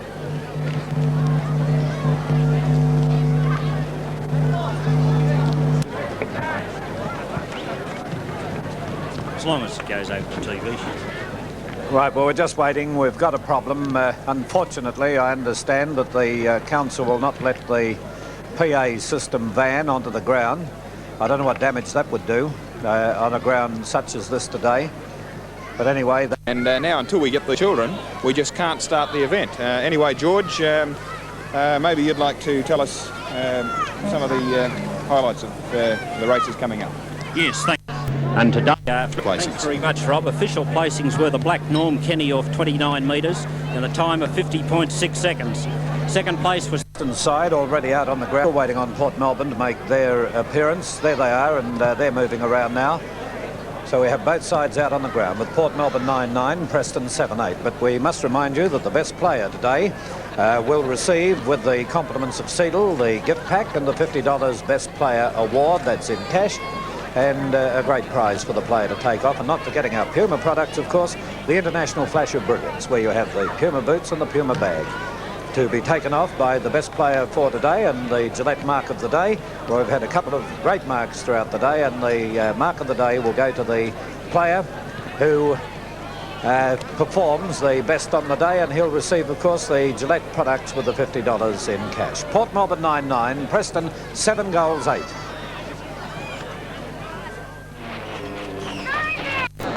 Well, now waiting on this game to get underway, but we have half-time scores coming through. Let's roll the half-time scores from other grounds as we have a report from Rob Asprey. Yes, well, Phil, we're down here on the Port Melbourne bench where Ernie and the rest of the Port Melbourne people are having a banquet, pie, etc. That's lovely. Ernie, how bad is Freddie's ankle? You had a good look at it at half-time? Well, if you ask Fred says it's all right, so it must be all right. I don't think they're concentrating too much on Fred to kick those goals. Oh, maybe, but, you know, we're here to win, not for Fred to kick 100 goals. OK, Ernie, back to the action. Righto, and after the bounce of the ball, Wilkinson gets the push, and he'll get the free kick for Port Melbourne in the centre of the ground. So Wilkinson now puts the ball on its way down towards the forward zone for Port Melbourne. There's O'Reilly, and O'Reilly coming in from behind has taken again a strong mark. He does it easily, O'Reilly. We've seen him now for about 3 weeks in a row, and wherever he is, you always know that there's a mark on. So O'Reilly, after his 6th mark, prepares to come in for his 6th kick. And he's kicked 2-1. He won't make it 3-1 because it drops that bit short, and there's the ball being taken away. Looks like Towan. And Arthur Towan gets the hand pass in, gets it across towards Priest. Priest now will put it back to Towan. Towan around the wing, and Marks is waiting out there on the centre wing to take it. Now, Marks has players near the centre of the ground, but there's Allende going up in front. He can't take the mark. McEwen was the player trying to come through. Wilkinson gains possession, gets it back to Bryce of Port Melbourne. Bryce up towards the half-forward line. Oh, and again O'Reilly goes up to take a good mark. O'Reilly with a long hand pass to Swan. Swan goes over, has it nearly sharked away with Bayer getting possession. He tried to get it back towards O'Reilly, but Evans was the player to come into it. Passed away from the pack. There's Marshall, who's showing a bit of endeavour, but Anderson gets it. It comes up across eventually to Jim Christo, who shoots towards goal and puts it through for the 1 point. It takes Port Melbourne on to 9 goals, 10, 64, and Preston are on the 50 points. So it's 14 points the difference in Port Melbourne's favour. 1.5 minutes in. And here's the kick-off being taken by Towan. Towan puts it to the half-back line, and McEwen is the player to take the mark. Well, I presume he's still playing in the centre, although he's been out on that flank a great deal. Now the umpire, with the player going over the mark, applies a 35-metre penalty. Without any doubt, Phil, that's every bit of 35 metres, that one. It's a double penalty. A double-double. All right. Well, we'll just await the kick to be taken now. Getting right on the half-back flank on the outer side of the ground. And it'll be McEwen to take the kick. Swan on the mark, and there goes the kick. Around the wing on the outer side of the ground. The players move in under the ball, tapped away. It comes down towards Goss. Goss now is getting away well, gets it up towards the half-forward line, and moving across here to take it is Jimmy Christo. So Christo has it on the half-forward line. Christo, from that position, will kick towards the southern end of the ground, or the Bruce Street end. He'll get it right up towards the tip of the goal square. Cook is in front, tried to prop on that crook leg, but Murray Batt comes into it. He tried to use a bit of pace, kicks it out into open territory, but look, coming across here, it's Allende again, with a hand pass towards Bayer, one of the little pacey players on the ground. He's taken a while to pick this up. He nearly gets caught. He gets it back to John Christo. Christo spears it across the field and puts it straight into the hands of McEwen, who passes back here towards Marshall. Marshall overruns the ball, and this is dangerous now for Preston as it comes out wide. In there is McEwen again. He gets grabbed when not in possession, and he'll get the free kick, holding the man. So McEwen is the player to get the free. McEwen now spears it up towards the half-back line. Moving across here is Can. Arthur Can gets it up towards Marks. Marks now with a short pass in. He'll get it further afield in the direction of Jessup. Jessup now up towards Fraser, and Fraser has taken the mark on the flank. He'll get around his opponent. No, he didn't, and it's forced over the line. Hall knocked it out of his hand. And I still say this fellow hasn't got that much pace. At 6'3" and 14.5 stone, you couldn't expect it. No, but he doesn't move into that ball as quick as he should on occasions, Ted. There's Johnson trying to get away with it. There's a push in the back to Johnson. He'll get the free kick. So Johnson now from the half-back line for Port Melbourne, with the umpire again applying a 15-metre penalty. It's very quick on this. It comes up towards the half-forward line. Up they go for it, and the mark will be taken by McGaw at centre half-back. He hand passes back. Priest has the ball, puts it into wide-open territory. Players winding up. Fraser trying to wind up there. Comes back now in the direction of McCulloch. McCulloch went to go for the hand pass, gets the short foot pass in towards Arthur Can. Now Can can take his time, line them up. It's on its way, and it'll be a goal to Preston. They go to 8 goals, 8. Olympic Tyres scoreboard, Melbourne 8-8 to Preston, and Port just managing to stay in front. Preston persistent, although they don't look that persistent at times, but they keep on getting in there. McEwen has got it up towards the half-forward line. That's Myers to Can, who kicked the last goal. Can back across to Marks. It's still at half-forward, and Marks boots it towards the forward pocket. Knocked away there from out towards Cooper. Cooper to Fraser, but intercepted by Goss, and he runs it over the line. Well, Preston combined fairly well then until the last fraction of a second to get it up into their forward pocket at the northern end of the ground. 5 minutes into the term, third term. Ruckman there, Martin taking it out to Marshall was good work. Into Cooper, Cooper to Jessup, Jessup a snap, but it's going to be intercepted by Johnston. Johnson will get it across to his captain Bryce, who takes it around the outer side, up towards Swan at half-back flank. Swan completes the exercise, boots it down to centre wing position. A chance there, and it's a mark to Evans. Evans at centre wing. 9-10 to 8-8. Port leading in the third quarter. And Evans' kick over towards centre half forward, looking for O'Reilly. His long arm stretch up there, brought the ball down, but didn't complete the mark, according to the umpire, and he's going to bounce. Bat had first touch of that one, Bill, I think. That was the reason didn't pay the mark. Bouncing at centre half forward. And Allende getting it down, but McGaw, who's played pretty well, has kicked it over towards centre wing. McEwen, who's gathered quite a few kicks, and he's going away from the field now as he goes upfield. He's got anything to kick at, decides to shoot for goal, and Martin shepherds his opponent off, and it's another goal to Preston. Well, at the 6-minute mark in the third term, only 2 points separate the teams, and Port Melbourne are just that breath in front as Jim Christo takes it out to Abaya, and he gives it back to Jim Christo, and he takes from the centre wing position across towards centre half forward, and O'Reilly completes that one. O'Reilly's within kicking distance, short of centre half forward, which brings him closer to goal at the southern end of the ground. Kicked 2-1. Been a headache to the Preston defence too, although McGaw's done pretty well up there when you reflect over the passage of the game. And here's O'Reilly, probably 25 to 30 metres out, directly in front. And it's a shocking kick. He pulled it very badly, and it might get through for 1 point. And that's exactly what the goal umpire says. It's 1 point only, and opens the gap to three behinds in Port Melbourne's favour. 65 to 62 on the Olympic Tyres scoreboard. It finds its way out through town over to the outer side. Bat collecting it just near the boundary line. Took a while to get rid of it. This allowed Wilkinson in. The handball pass to Abaya. Abaya spears it down towards the forward pocket. Cook in there, had a touch but couldn't hold it. Picks it up quickly, hand passed out, and Priest has decided to hand pass over towards the point post, and it goes through for another point to Port Melbourne. So Preston back in the act, very much so, only 4 points behind, and looking a little bit more confident than this quarter. Town, Preston full-back, still sticking closely to Cook. He's kicked to the grandstand side of the ground, over there towards Myers, but it's coming in there will be McCulloch, and he held onto the ball too long, and the free kick goes to Port Melbourne. Jim Christo, we've mentioned him before in dispatches, as it were. He's played pretty well on the half-forward flank. Up towards full forward. Cook a little bit too far away from it, but O'Reilly's come in to put it through. Another goal, and that's Port Melbourne's 10th.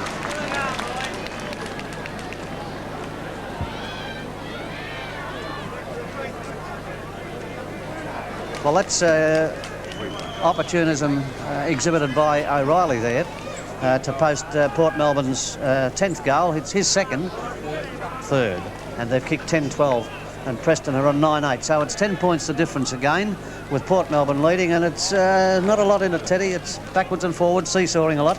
Not a lot in it at all, Bill, and Preston have lifted their game since half-time, but they'll still have to do a lot more. Umpire gets it down well. Back will be in the front berth and gets it out, and coming away again is this fella McEwen, who's gathered quite a few kicks up towards the half-forward line. A chance for John Christo, but it's Jessup blasting his way through there. Got the call on from Can. The kick was nullified by being touched in transit over towards the forward pocket. Bryce gathering it in and getting it across very quickly to Hall. Hall, a good defender, out to Dermott. Port have to do it well. Dermott gets it to Johnson. Too long.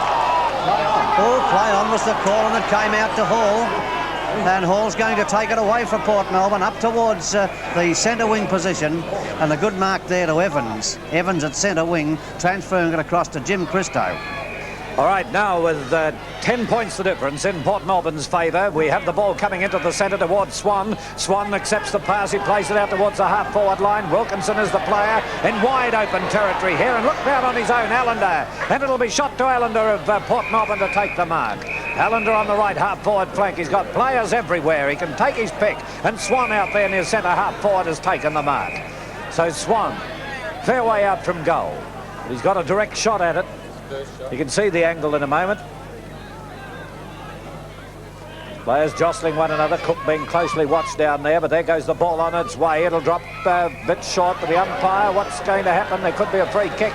Goal umpire waiting to put both hands up, but there's a free kick to Towan, and Towan gets it right out towards the half-back line. He played on immediately and then plays it towards the wing. There's Bryce waiting for it over there, but it goes into the hands of McCulloch. McCulloch now with a further hand pass looking for Jessup, but he gets it up towards the Port Melbourne player, Anderson. The big fellow gains possession out here and then showing it to a couple of players, says I better kick it, and he plays it to Jimmy Christo wide of the centre. Christo streaking downfield, gets the hand pass across to Wilkinson, who goes for the long kick, and it'll drop that fraction short again. Up they go, it's forced down from Cook.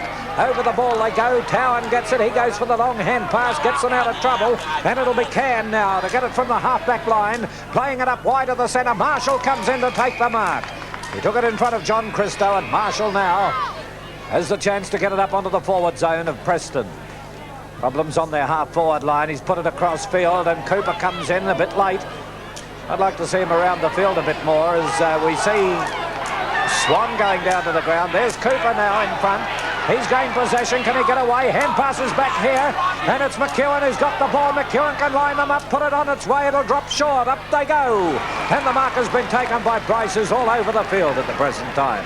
Bryce gets the lead from the half-back line. It's Johnson who comes in to take the mark. Johnson with a hand pass to Hall. Hall now back with the hand pass. But it's little Marshall getting in front. Had the hand held, and he'll get the free kick, Marshall. Marshall grabs the ball, immediately took off, but the umpire's called him back. He's too far out from goal. It's only 10 points the difference at the moment. A short pass to Bat with a further pass, gets it across here towards Martin. Martin gets it to Marshall. Marshall can't get away with it. It comes back here towards Arthur Can. He's in a bit of trouble. Can he turn? He does. He straightens them up, puts the ball on its way, and it'll go through for a point. I think, no, the umpire has said that he marked it right before the line. So Bryce defending well. The captain and coach of Port Melbourne gets it out to the half-back line, and it looks like Hall who's taken the mark for Port Melbourne. All on the half-back line. 10 points the difference in Port Melbourne's favour, and there goes the kick in towards the centre of the ground. Port Melbourne players were leading in the race for the ball, but the bounce went the wrong way for them, and it's Wilkinson who got it off the ground as Anderson tried to come through. He's still coming through, the big fellow, and this allows Swan to come in. He's grabbed a bit high around the neck, but the umpire's called play on. This will be all Preston as McCulloch traps the ball. McCulloch now bangs it anywhere up towards the half-forward line, and Marks goes up to pull in the mark. Dermott shaking his head there. I don't know why, because Marks was well up in front of him. As Marks now shoots it towards that centre forward zone. Big fellows want it. There's a free kick down here. A push in the back, and the free kick will be taken by Jessup of Preston. Bat is the player moving back, however. And it'll be Bat. So both of them were in there, and Bat is the player to move back. And it's his first shot for goal. He's only 12 metres out from goal on a very, very slight angle. So Preston supporters, I thought they were holding their breaths, but you can hear them buzzing down there everywhere at the moment. What's the reaction behind these goals if he gets it? There it is on its way, and he's missed it. No reaction at all. So you can pick that. Laurie Hill, the former Liston winner, former Collingwood player there in the fawn coat on the bench. So that makes it 9 points the difference as we have the short pass for the kick-off, and Hall is the player to take that pass. So Hall now from the half-back line to Bryce, and Bryce breaking away nicely, plays it in towards the centre of the ground. The bounce beats players, and this will be Swan or Evans. Evans to take it away. Evans keeps it low to the ground. Allende's got the chance. He fumbles and trying to get away. Has his legs pulled, but he gets the hand pass in. He gets it towards Christo. Christo shoots for goal, and he's put it through for Port Melbourne.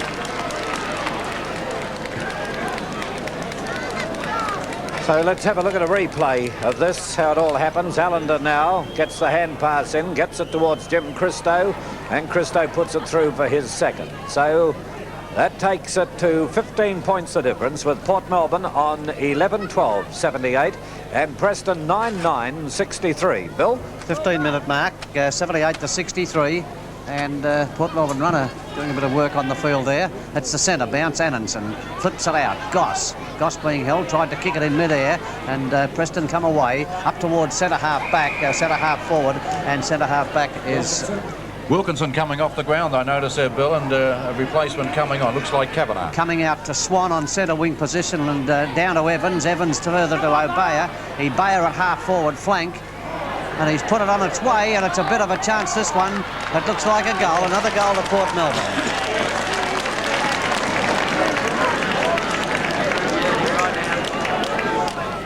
And 12-12-9 going into attack from Obeya, out to the half-forward line, and Port doing it well. Good football over there to Swan, or Jimmy Christo. Kicking it up towards full forward, and Cook. At long last, he had to get into the act. And Port going away with it. Watched him then, Bill, when he went up. They lifted the right leg up. There's Obeya going off the ground too, by the look of it. And balanced on his left leg. So he's still got a lot of pain in that right leg. Must have. If he kicks this, it'll be useful for Port Melbourne. They're leading by 21 points at the moment as Cook moves in. And they're now leading by 27 points as a result of that. And it's 13-12 to 9-9. Well, the thing's going backwards and forwards all the time. Port Melbourne 13-12, Preston 9-9. One thing about Port Melbourne, Bill, just in this quarter alone, when they get in trouble, they can always produce something. Yes, they seem to have the ability to get away from Preston, but Preston are persistent. Let's concede it, and they got that out of the centre, down to McEwen. McEwen to Fraser. Fraser looking to marks. In the way there will be Bryce, and was held but not in possession. Bryce having a good third quarter for sure. And he's kicked across to centre wing, and coming in to take the mark is Evans. Evans will break away quickly up to a cluster of Port Melbourne players. Goss is the one to take the ball away and kicks towards the full forward lead there by Cook, and he's done it again. Town looking a bit nonplussed about all of that, because Cookie found some pace all of a sudden, and I thought that might happen. Here it is on replay with Bryce taking it downfield up towards Cook, getting in front beautifully, and that's the name of the game. And he marked it well. So here's a chance to kick his second goal within the space of a minute and a half, approximately. It's a delicate one for the goal umpire. It might be all right for a point. And that's all it was. 13 Port Melbourne, 91. 91-63. Town kicking it out again, over to that outer side of the ground, and Jessup takes the mark. Bring it around up towards the centre wing position. We find McEwen. McEwen, who's done pretty well for Preston. This is his 18th kick, and from the centre wing he decides to kick up towards the centre half forward spot, and there's a free kick for Fraser. Right, and here's Rob Asprey. Well, Phil, Tony Obeya has a bruised hip. It's nothing serious. He's having treatment at the moment, and he should be available to go back very shortly. On Preston's forward line and up to Marks. Marks will give it back to Myers. Myers a quick snap for goal. It's a chance, this one. Another goal to Preston. Yes, it is, and they're on 10-9 to 13-13.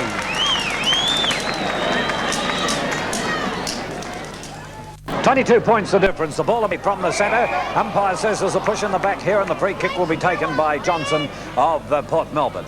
So Johnson now right from the centre of the ground looks for the lead, and the lead's from Allende, but it gets it high in the air. Allende will now wait for the crumbs. He got too far under the ball, and the mark has been taken here by McGaw of Preston. So McGaw now out towards the wing looking for Marks. Marks traps the ball close to the boundary. There's a battle for it. They dribble it along. Marks gets up with it, and Marks now with a kick in further around the wing position. Jessup gains possession.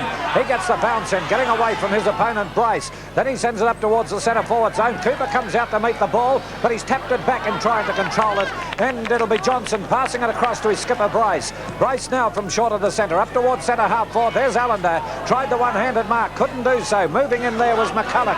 McCulloch turns, bangs it into open field now, and there's McEwen drifting in, grabs the ball, plays it up towards the half-forward line.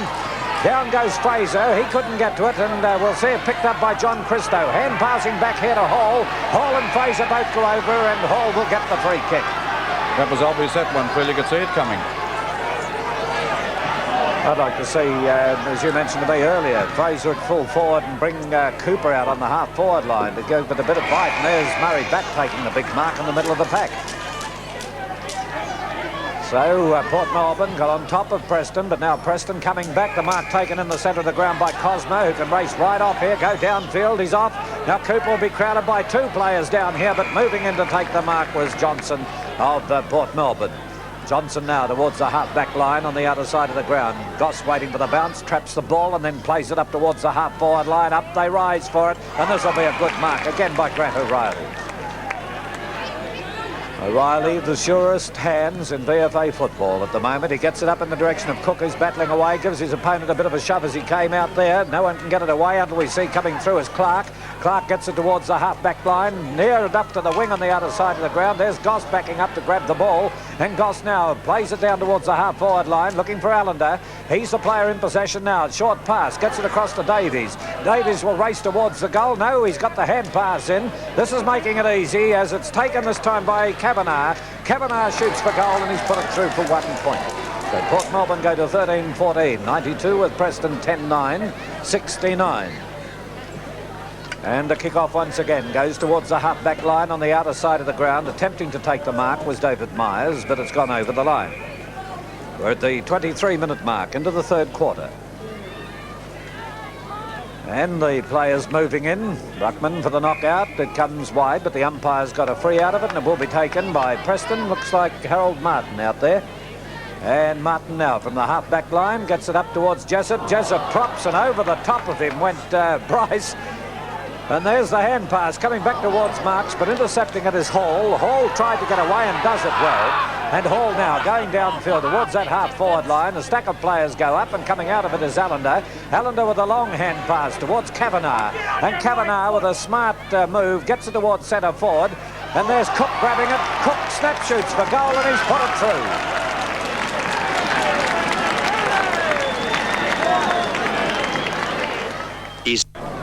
Out from the ruck position, it comes down towards Jim Christo. He goes for the pass, gets it out this time to Johnson, who's playing well in this quarter. Allende goes up, and Allende pulls in the mark.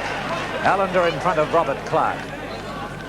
Preston seemed to look all right for 5 minutes, and then Port come back, get right on top, and Preston then look a very, very ordinary side. Abaya coming back on the ground.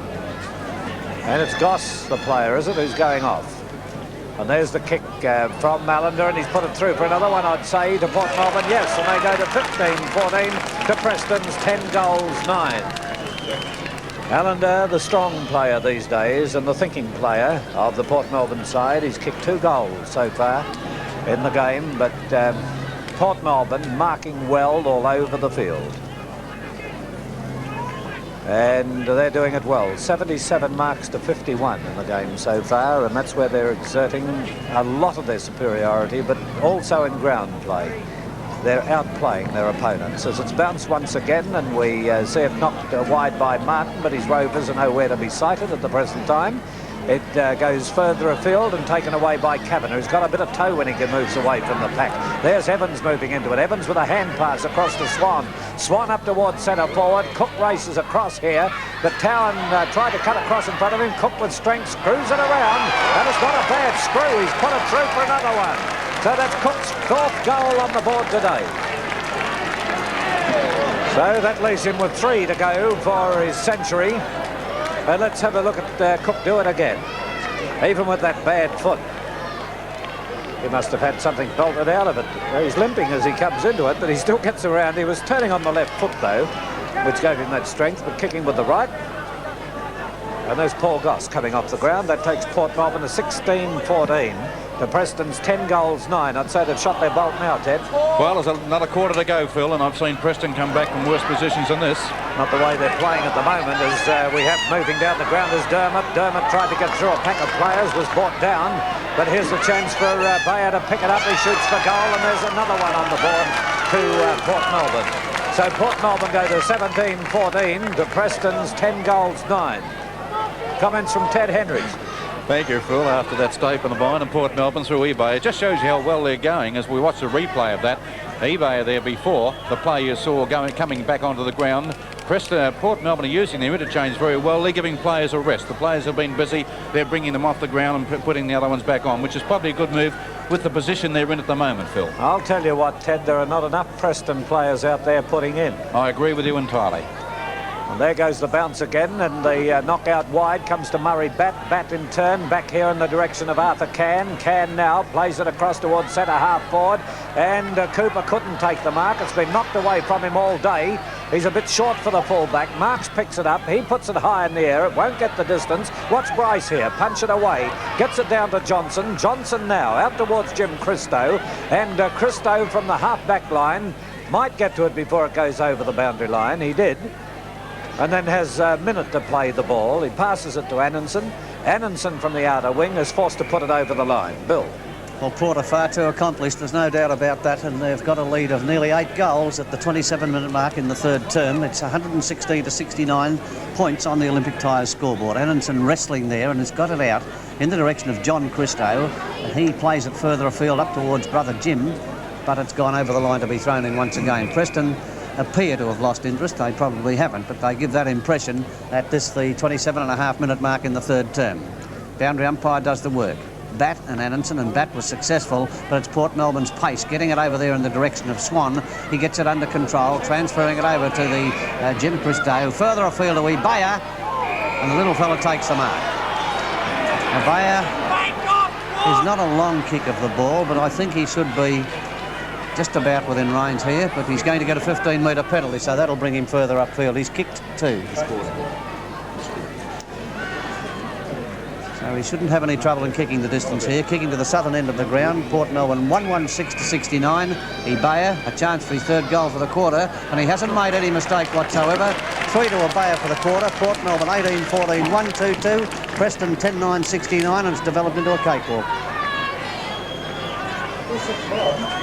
Well, not about Port Melbourne in this quarter, Bill. They're showing everything like a good premiership side shows, actually. They're marking well in the air. I think they're winning in the ruck, in my opinion, and their small men are winning around the ground, and they're passing the ball beautifully. Their positional play is top class, and this is the type of football that wins premierships, and they certainly look like a premiership prospect on the way they're playing at the moment. They certainly do, and the VFA will be smiling about it because they want them in there. It was Batt winning it down. It's still into the centre of the ground. Allende trying to tear away. Can't do so, and that could have been holding the ball against Port Melbourne, against Hall, and the free kick will be taken in the centre of the ground by Fraser. The free kick further upfield, or a 15-metre penalty against Allende for going over the mark, and Preston will get another kick at centre half forward, and Clark takes the kick and directs it down towards the full forward area, but Dermott Cheppingham takes the mark. It's Coburg just leading Campbell 81 to 72. That's an interesting result. Sandringham well ahead of Caulfield 105 to 79, and Port Melbourne working the ball around the outer flank for Swan to get it in towards the half forward flank area, picked up by Christo, Jim Christo, taking it away up towards centre half forward, and the mark is taken there for Port Melbourne by O'Reilly. O'Reilly has got on top of McGaw in this quarter. There's not the slightest doubt about that. And he's kicked long up towards Cook. Cook in the front of the pack. Sees it go out towards Allende, and Allende takes it over towards the line. So at the 30-minute mark, it's Port Melbourne 18-14 to Preston 10-9, a lead of 53 points in favour of Port Melbourne. Boundary umpire getting it back into play down there in the left forward pocket for Port Melbourne. Annanson out, but the free kick is going to go. Or is it to Annanson? It will be. Now, Preston can't do anything right, even in the clinches there. They gave away the free kick. And Annanson, who quite obviously has trimmed down a little, looking pretty good, and he's played his part well. And Preston are not showing enough purpose out there, Bill. Many times they're allowing these Port Melbourne players to lead them to the ball. Even when O'Reilly went to the ball there before, McGaw wasn't trying hard enough, in my opinion, to stop him. Well, Annanson, 25 metres out on his left foot. And the Port Melbourne players acclaim it as it goes through. 19-14-128, Preston 10-9-69, and it would appear that it's all over bar the shouting, and we haven't yet reached three-quarter time. Would you assess it that way, Ted? Without any doubt now, a few minutes ago, or 8 minutes ago, I would have thought Preston would have had a show in the last quarter, but not now, since Port Melbourne have kicked another 3 goals since then. Well, you know, whether your sport is football, racing, tennis, or just jogging around the park, you won't want to miss tonight's premiere movie on 10 Champions, A Love Story. Now, in it we follow the life of a young girl who, despite insurmountable odds and a tragic loss, fights her way to the top in the cutthroat world of international sport. Champions, A Love Story. A great movie, 8:30 tonight on 10, and of course, we are the movie people. Out of the centre by Clark of Preston, over towards his team's half-forward line. Dermott in the way, tries to thump it away. Three-quarter time scores here at Preston. Port Melbourne 19-14-128, Preston 10-9-69. Well, there it is, and a pretty dismal effort with Preston kicking 3 goals to Port Melbourne's 10 in that quarter, Bill. What do you think? I think we probably said it all during the call, Phil, that Port Melbourne asserted its superiority, certainly in the air. It picked up in its ground play, and its handball and foot passing was precision built, one might say. Port Melbourne doing it well, looking the part. I think Teddy mentioned that they looked a premiership threat. They certainly do, and they certainly thoroughly deserve to have their lead at this stage, 59 points. Ted Henrys. Well, yes, Phil, I can only agree with what Bill has said, that they are a premiership prospect on their form in that third quarter. But Preston seem to have given up the ghost, I felt, Phil, halfway through the quarter. They're allowing the Port Melbourne players to race them to the ball. They're allowing the Port Melbourne players to get out on their own, and this made it quite easy for teamwork as far as Port Melbourne are concerned. They certainly look a good side. They're winning all over the field. Their high marking is superlative today, Phil. Their ruck work's good, and those small players, they're cutting Preston to ribbons. How could you expect Preston to come back, particularly the way Preston's playing at the moment? Ted, it prompts me to say what's happened to Preston. They're nowhere near the side they used to be. They look lethargic. I said in that call, they're not putting in. Players don't seem to want to go into the packs, Ted. No, well, they're lacking initiative out there, Phil. I agree with you. They're not going near the packs. They're waiting for the opposition player to get the ball, which has probably been the pattern of things all of the year, except for last week. And they've been used to being second to the ball, Phil, and that's a habit they've developed into, something they'll have to get out of. But they've got to show some initiative themselves as a team, and also to keep that ball, if they possibly can, on the ground, going from player to player. But they certainly lack something. Yes, Preston in the past have been one of the best teams in association football. They've always been prepared to put in, contribute, and we're not seeing that out there today. Ian, the statistics on the game, they've been completely outmarked, I think. The marking, Port Melbourne have marked 81 balls, Preston only 50. Port Melbourne kick getters, Bryce a good captain's game with 14 kicks, Jim Christo a good quarter, 16 kicks, 8 coming from that quarter. Swan 19, Bayer a good quarter, 17 kicks, and he kicked 3 goals in that quarter. Preston kick getters, 19 kicks to McEwen, Jessup 13, Marks 14. Goal kickers for Preston, 2 each to Fraser, Cooper and McEwen, and 1 each to Marks, Jessup, Can and Myers. And for Port Melbourne, 4 to Fred Cook, 3 to O'Reilly and Bayer, 2 to Allende, Evans and Jim Christo, and 1 each to Wilkinson, Goss and Annanson. Right, well, Ted Fordington, the manager of Preston, is not sitting very far away from us, and Ted is not all that bad. It's pretty bad, but it's not all that bad, I suppose. Port Melbourne 19-14 and Preston 10-9.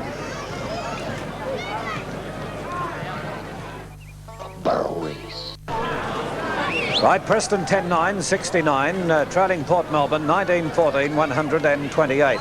Now, I picked the points winners for last week. Mr. R.N. Lardner of the Balwyn received the Billy Guyatt Prize. C.B. Davey of Flowerdale Road, Glen Iris, the Gillette Prize. And Mr. Don Freak of Heather Hill Road in Frankston, the Coolibah Ice Box.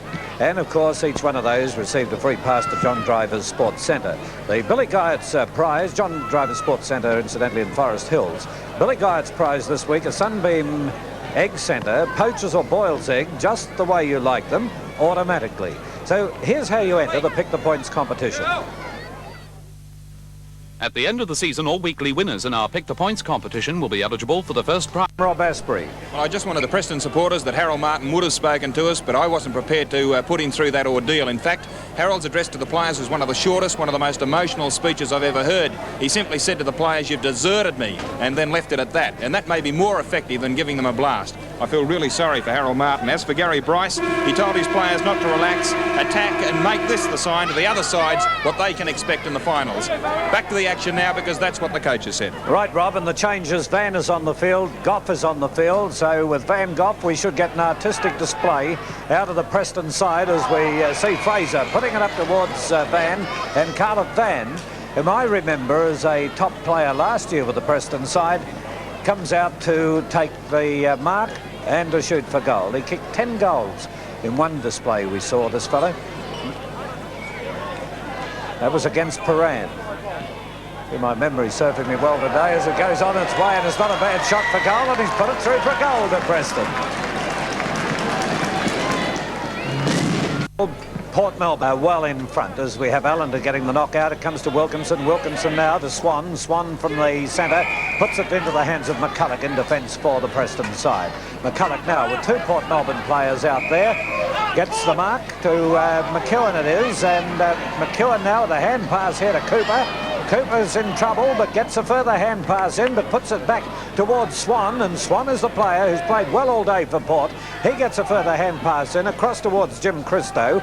Christo now gets it back to Swan. Swan here to Bryce, and Bryce coming from the half-back line, gets the kick in, up towards that half-forward line. Oh, look at that, overrunning the ball. And there's Wilkinson grabbing it, but it comes through in the direction of McGaw. McGaw threw it, but puts it into the hands of McCulloch. McCulloch up towards the half-forward line. There it is being pushed away. There's a hand held out there, and the umpire says it'll be a free kick Port Melbourne's way. And it'll be Dermott, the player, getting up off the ground. That'd hurt, wouldn't it? Well, I can't quite tell you who that is. It's Martin. You'd never know. Harold Martin with a bad leg. And there's Wilkinson now gaining possession. Wilkinson in turn towards Riley. Riley couldn't get to it, and it's Goff coming into it. And Goff trying to break away. There's a trip out there, and the free kick will go Preston's way. And it'll be Jessup to take the free. It's being handed back to Jessup, and Jessup from the half-back line goes for the short pass into the centre. It's taken by Myers. Myers with a long kick downfield. Look at the Port Melbourne players down here, but nearly a mark taken by Fraser. Couldn't do so. Little Marks is scouting around the pack waiting for the crumbs, but the umpire blows the whistle, and it will be a ball up. I've seen an ad like that somewhere. Okay. Here we go. And it's pushed well wide of the pack. Overrunning the ball was Dermott, but the umpire blows the whistle and picks a free out of it to McEwen again. McEwen's lifted his game considerably since half-time. It's his 20th kick. Swan overran the mark, and now McEwen will get 15 metres closer to the goal. He's had 11 kicks since half-time, eh? He's had 20 kicks in total, 9 up to half-time, so this is his 11th kick for the second half. Well, that's not bad going. He certainly has lifted his game now as he comes in. Oh, and gets it right off. He dropped his game then and put it over the line and out of bounds. On the full for a free kick to be taken by Port Melbourne. 4 minutes into the final quarter. Port Melbourne 19-14 and Preston 11 goals 9. And there's the big fellow Murray back going up in the air, taking the mark. Preston are either playing better or Port have dropped their game a bit in this quarter as it comes off the hands of the pack to Bryce. Bryce backs up well, plays it back towards Allende. Allende goes up in front of the pack, fails to take the mark. And look at Fraser nonchalantly holding that one up in the air to take the mark. So Fraser now from the half-forward line. What's the way he takes this, Fraser? A very nonchalant one. Up it goes. Out goes the hand. How'd you like to have a claw like that? As the ball goes on its way, and he's put it offline and 1 point. So that takes Preston on to 11 goals, 10, and Port Melbourne 19-14, coming up to the 5-minute mark, Bill. Well, Gary Bryce will probably rev Port Melbourne up a little bit, I would think. There it is being kicked back into play by O'Neill, and it's against Davies out there, against number 12 of Port Melbourne, and the free kick will go to McCulloch of Preston at centre wing. Outer side, Preston trailing on 76 points to 128, 76 to 128, up to their half-forward line. There was a chance there for Van, but it's over the line. Boundary umpire doing the work in Preston's forward pocket. Outer side going to the southern end or right of your screen, and nobody seems to be able to do anything conclusive. John Christo got it out eventually to Dermott. Dermott had it chopped off, and Bryce was ultimately to see it over the line for Port Melbourne. Game's dropped a little bit in the early stages of this quarter, 6 minutes into the last quarter here at Preston. Spinning back into play, knocked away there by Allende. A chance for Dermott, and Dermott kicks long up towards the half-forward line. Evans was far too early, and the marker's taken over there by Preston. Myers is kicking in towards the centre of the ground. A fine Cooper, and Cooper launches away, taking Preston into attack. Over to a lead up there, and the mark is taken in the right forward pocket by the player that's just come on the ground in this quarter, and that is Van. He's kicked a goal. He kicked a good goal from the boundary, from the member side of the ground, or grandstand side, a short time ago. And this one would be an easier one would think, because he's in from the boundary line on this occasion. Puts it on its way, and it's another goal for Preston. Well, it's 7.5 minutes into the last quarter. Port taking it out of the centre once again, and it goes up to O'Reilly. O'Reilly marking at centre half forward. Got on top of McCaw in the third quarter. Kicks up towards the centre half forward spot or beyond there. Down a chance for Evans.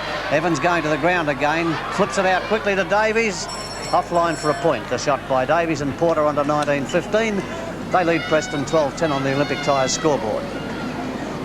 Bit of a lacklustre affair now, Teddy, although as far as Preston was concerned, livened up by those 2 goals by Van. Just shows you what they can do if they want to, Bill, and it makes you wonder why Van hadn't been brought onto the ground much earlier. Yes, I thought the coaching bench at Preston might have tried something, particularly in that third quarter, but anyhow, that's history. It's Towan kicking it out to the outer side. Oh, good mark to bat, and away he goes. He's shown a little bit of pace there, surprising pace, taking it around to the centre wing position before disposing of it, up towards centre half forward, looking for Fraser. Came down towards Hall, and Hall was being held. There is Hall at centre half back for Port Melbourne. Frankston Paran, there's a close one. Very interesting one, that one, to see Frankston up there by 4 points against Paran. Campbell and Coburg, looks like Coburg will sew that up, although Campbell have done well to remain within 21 points of the leaders. And Sandringham and Caulfield, Sandringham getting away now, as Port Melbourne are there through Wilkinson, and Wilkinson's kick is offline for 1 point. 1 point on the Olympic Tyres scoreboard. Port 19-16, 130, Preston 12-10, 82. Towan. He's got a lead on the outer side, and he's decided to go over that way to Myers, and that player takes the mark. At half-back flank for Preston. Preston struggling, some 8 goals behind Port Melbourne at the 8.5-minute mark, or 9-minute mark in the last quarter. Cooper a chance there, put it down, and it's Kavanagh having a tap to him by Annanson, and Kavanagh kicking in towards the full forward area at the back. Town rising high, but it's gone to ground. Christo missed it on the run through, and Myers will come to take it away. There's Geelong West getting beaten by Dandenong at the moment. A very interesting result that, and we move into second division scores as Preston take it around the grandstand side of the ground. Werribee and Box Hill, 109-92, Werribee in the ascendancy, and they're taking it away for Preston as Fraser. Oakley and Sunshine have it sewn up, and Fraser's kick there, back to the action here, is offline for a point. Yarraville and Morty, Alec Yarraville tying that one up, and there's a Bayer coming off the bench. 19-16 to 12-11, that's Port Melbourne leading at the 10-minute mark in the final term. Righto, and back it comes towards the half-back line, and there was Big Vic Annanson going up to pull in the mark. Annanson from the half-back line. And Preston putting up a better effort here in the final quarter. As it goes wide of the centre, up goes Wilkinson, taps it right away. Allende is the player in the band to race after the ball. Keeps it back in play, only for his opponent to move into it. But Abaya coming down the field. Is it Kavanagh? Kavanagh now with a bit of pace moving away from the pack. He shoots it across the face of the goals, giving Cook a chance. It's pushed through for 1 point. Pushed through by McGaw of the Preston side. And that adds to the Port Melbourne score. They go to 131 with Preston 12-11, 83. There's the kick-off being taken by Towan towards the half-back line. And Jessup is the player coming down to take the mark for Preston. Don't worry about the fellow on the mark, pal. Take the kick. And there it goes, wide of the centre of the ground. Up they go. And it comes back into the hands of Can. Can now towards the half-forward line. Marks takes the mark, passes it back here. And coming right downfield is Can again. He goes around the flank to put it across towards the centre-forward zone. Up they rise for it. Here's the chance. Martin had his leg pulled as he tried to get away. And I think the umpire will give him the free. He must. As there he is moving into it. And the free will be taken by Martin right in the goal square. The player had nothing to lose, Phil. No, bar his boot. He had that leg pulled properly then. So there he is, waiting for it. And this will be his first shot for goal. The captain and coach of Preston lines them up. Decided to come back. Must have been something happening behind the goals there as he checked himself. And now he's put it through, just, I'd say, and a goal to Preston. Well, Preston have kicked 3, and we have Port Melbourne kicking 3 points. So Preston are on top at the moment. There's Anderson getting the knockout from the ruck shaft there by Marshall. Marshall up towards the forward zone. Wait for the bounce, and it comes back here to Fraser. Fraser lines them up, shoots for goal, and what's he done with it? It's touched. 1 point. So Preston go to 13-12 with Port Melbourne on 19-17. On the Olympic Tyres scoreboard, and we've been playing 12.5 minutes into the final quarter. Kick-off now, and the short pass it'll be towards Bryce. Bryce couldn't accept that pass. And there's the Preston player being held, and the free kick will be taken by Jessup. Jessup of Preston, 45 metres out from goal, between 45 and 50. He's getting out a bit as he's gone right back. He's got the chance to put it through at the southern end. He's kicked 1-1 so far. Lined them up very deliberately. He'll get the distance with it all right, but the goal umpire's move right across and indicates 1 point. So it's 91, plays 131 in Port Melbourne's favour at the 13-minute mark into the final quarter. There's the kick-off again, goes right to the half-back line, and the mark taken by Murray Batt out there. He's lifted his game a bit too in this quarter, and down there, he was off that player. Johnson it was who took the mark, but the umpire's let him go back to take the kick. He swings the play across towards Swan. Swan might be a bit late coming in. He was. And it was McEwen who took the mark. Marshall goes to the pass as soon as he's grabbed. And who's this coming through? Hall it is. And it's tapped away by McEwen. McEwen now, but Abaya moves into it. And Abaya moving in front. Plays it around the wing. Up goes Kavanagh. Punched away from him. And it will be a throw-in on the wing in front of the main stand. About to come in pretty quickly here, and Ruckman just catching up with it. Fraser's up in front in the ruck. It's tapped over their heads, comes back in the direction of Priest. Priest puts it high in the air. It might be out. Yes, it is out on the full. So it'll be Dermott to take the free. On the half-back line for Port Melbourne. A lot of the sting gone right out of the game. Not that there's been much in it, really. As it goes towards the half-forward line, goes over the heads of players. There's Wilkinson getting it grabbed. And holding the ball, says the umpire, and the free kick will be taken here by Myers. So Myers of Preston goes for his kick wide of the centre of the ground, and there's a lead there by Jessup. Jessup now can move away from the players, send it up towards the centre half-forward zone, and Davies comes in to take it in defence. So Davies now with his kick from centre half-back. He plays it wide of the centre of the ground. The players move into it, and picking it up here. Here's Swan. Swan up towards the half-forward line, but it goes over the line and out for a throw-in again. Port Melbourne 131. There's Allende in the hands of the trainers. That'll be that leg that was corked on him, I'd say, from last week. Preston 13-13, Port Melbourne 19-17. And Ruckman setting themselves. In they go, and it comes down towards Priest here. Priest couldn't break away with the ball. Players cutting across the front of the Port Melbourne players. Myers gets a bit of a shove. Little Abaya came into it, and there it is over the line at the 15-minute mark into the final quarter. Well, it's over the line at half-forward flank for Port Melbourne, coming down to the northern end of the ground, or going up to the northern end, whichever you prefer. Bat getting it out of the ruck duel, and it goes to McEwen, who's put in pretty well all day, but it's intercepted by Anderson. Thoughts about going off, but restrained himself. He's got a lead from Davies, and he's kicked across to that lead pretty intelligently, really. Davies knocks it down.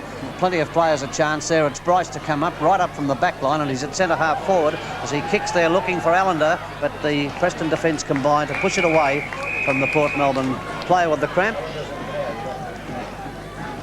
And there he is. Looks as if he's just about had enough for the day, and cramp's a pretty awkward thing. 19-17 to 13-13, Port Melbourne leading, have it wrapped up at the 17.5-minute mark in the last quarter. Bat, as Phil said, has livened himself up in this term, knocked away by McCulloch, up towards centre half forward for Port Melbourne. Swan, who's put in pretty well all day, leading in the race for the ball, an example of being in front to Bryce, Bryce to Kavanagh, putting that player into the game. Kavanagh drops it into a lead up by Allende, but McGaw took it away strongly. Up to the centre wing position now, Fraser and Hall, and Fraser doing pretty well on that occasion to take it away, and Anderson doesn't know what to do, and he's holding the ball. Pretty good thinking by Stretch Anderson. He showed Fraser the ball rather across to Hall, smothered by Marshall, back to Hall, looking for Anderson, finding him, going through the centre, across to Bryce. Bryce in the centre will push it up through centre half forward. Allende dropping back, takes the mark. Had a beautiful set on that one, and Allende's taken the mark. Had a great day, this boy. His 14th kick and 11th mark, and goodness knows how many hand passes he's had. 10 hand passes. 2 goals, 1. And he's kicked 2 goals, 1. Here's Allende now. And by the look of that, there's a chance of it being 3 goals, 1 it is. And Port have hit 20 goals, 2017. 137 to 91, your Olympic Tyres scoreboard. And out of the centre again, favouring the outer side. Swan overran the ball. And it comes down to McEwen. Caught in possession, and the free kick against McEwen. He couldn't spin out of that one.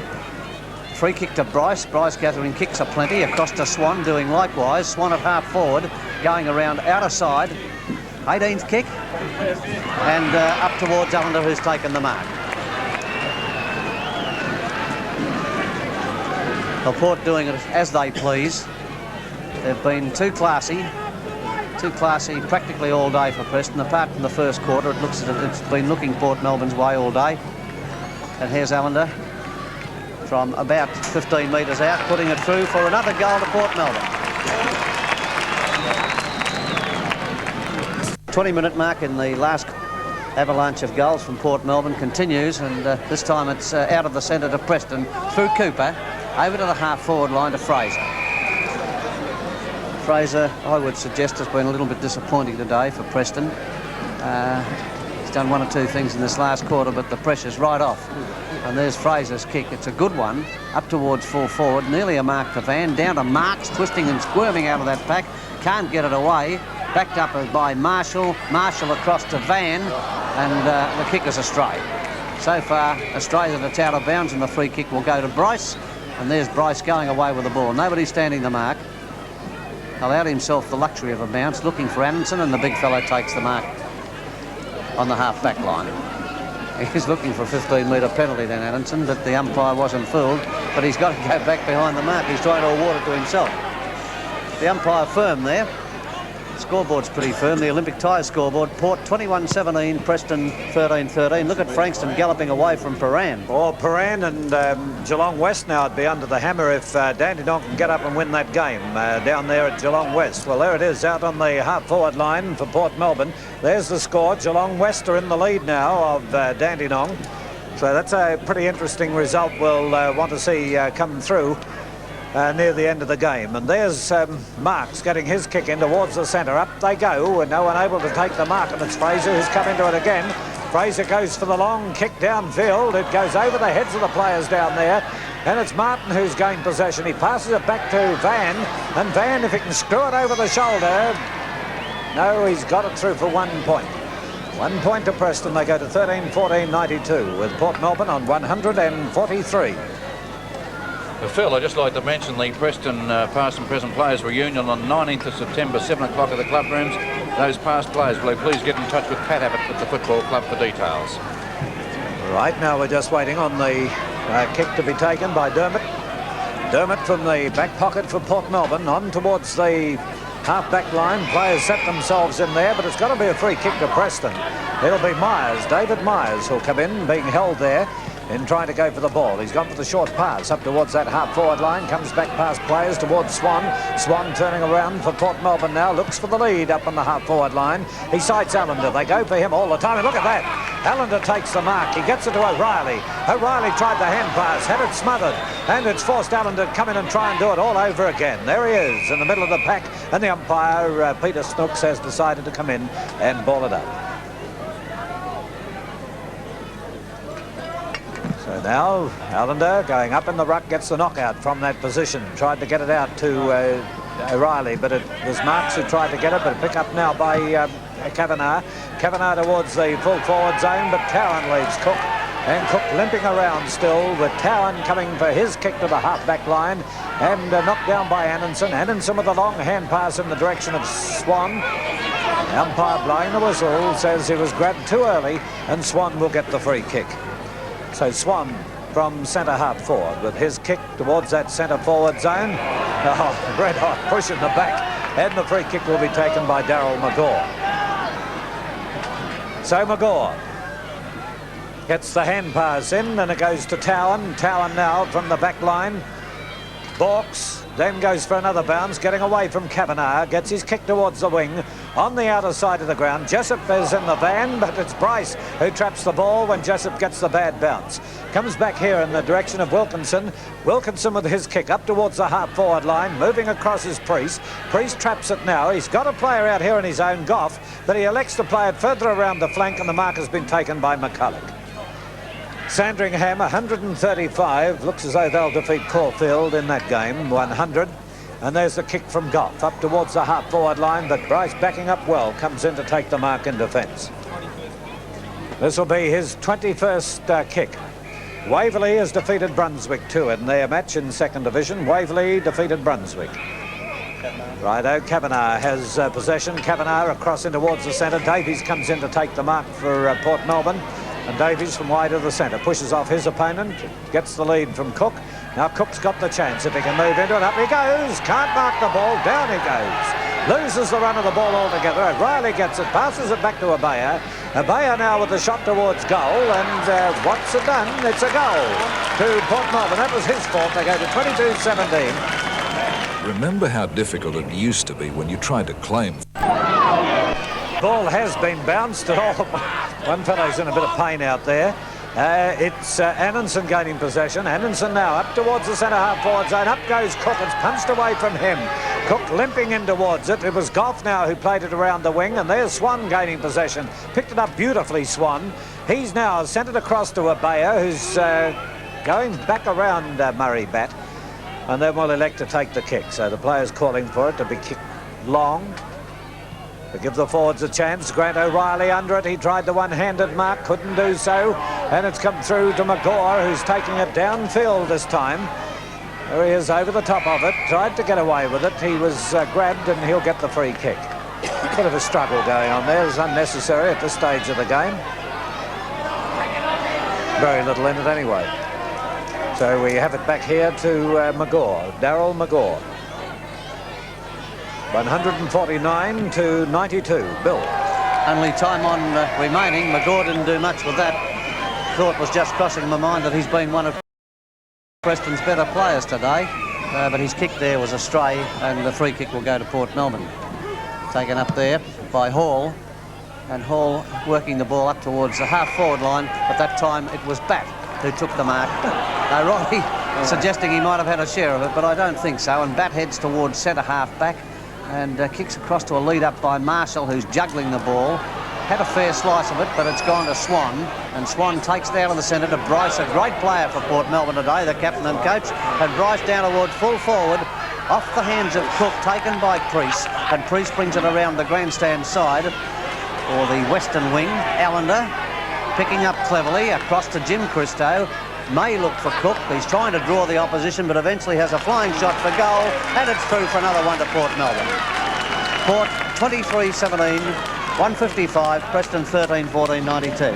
Bill, I was speaking with George McKenzie, the secretary of the VFA Thirds, and while we watch this replay, asked me to announce that the finals of the VFA Thirds, both divisions, as we see Christo kicking that one straight through, the finals of the Thirds, these two divisions, will be played here at the Preston ground, commencing on the 16th of August.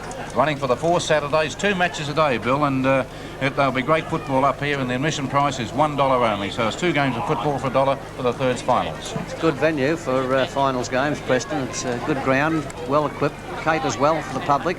Now it's Preston going into attack from the boot of Can going upfield, and he's got it on the rebound to race into the open goal, but he's offline once again, and it's another point to Preston to go on to 13-15, 93. Port sitting pretty on 23-17, 155, and maybe a couple of minutes of time remaining in the game.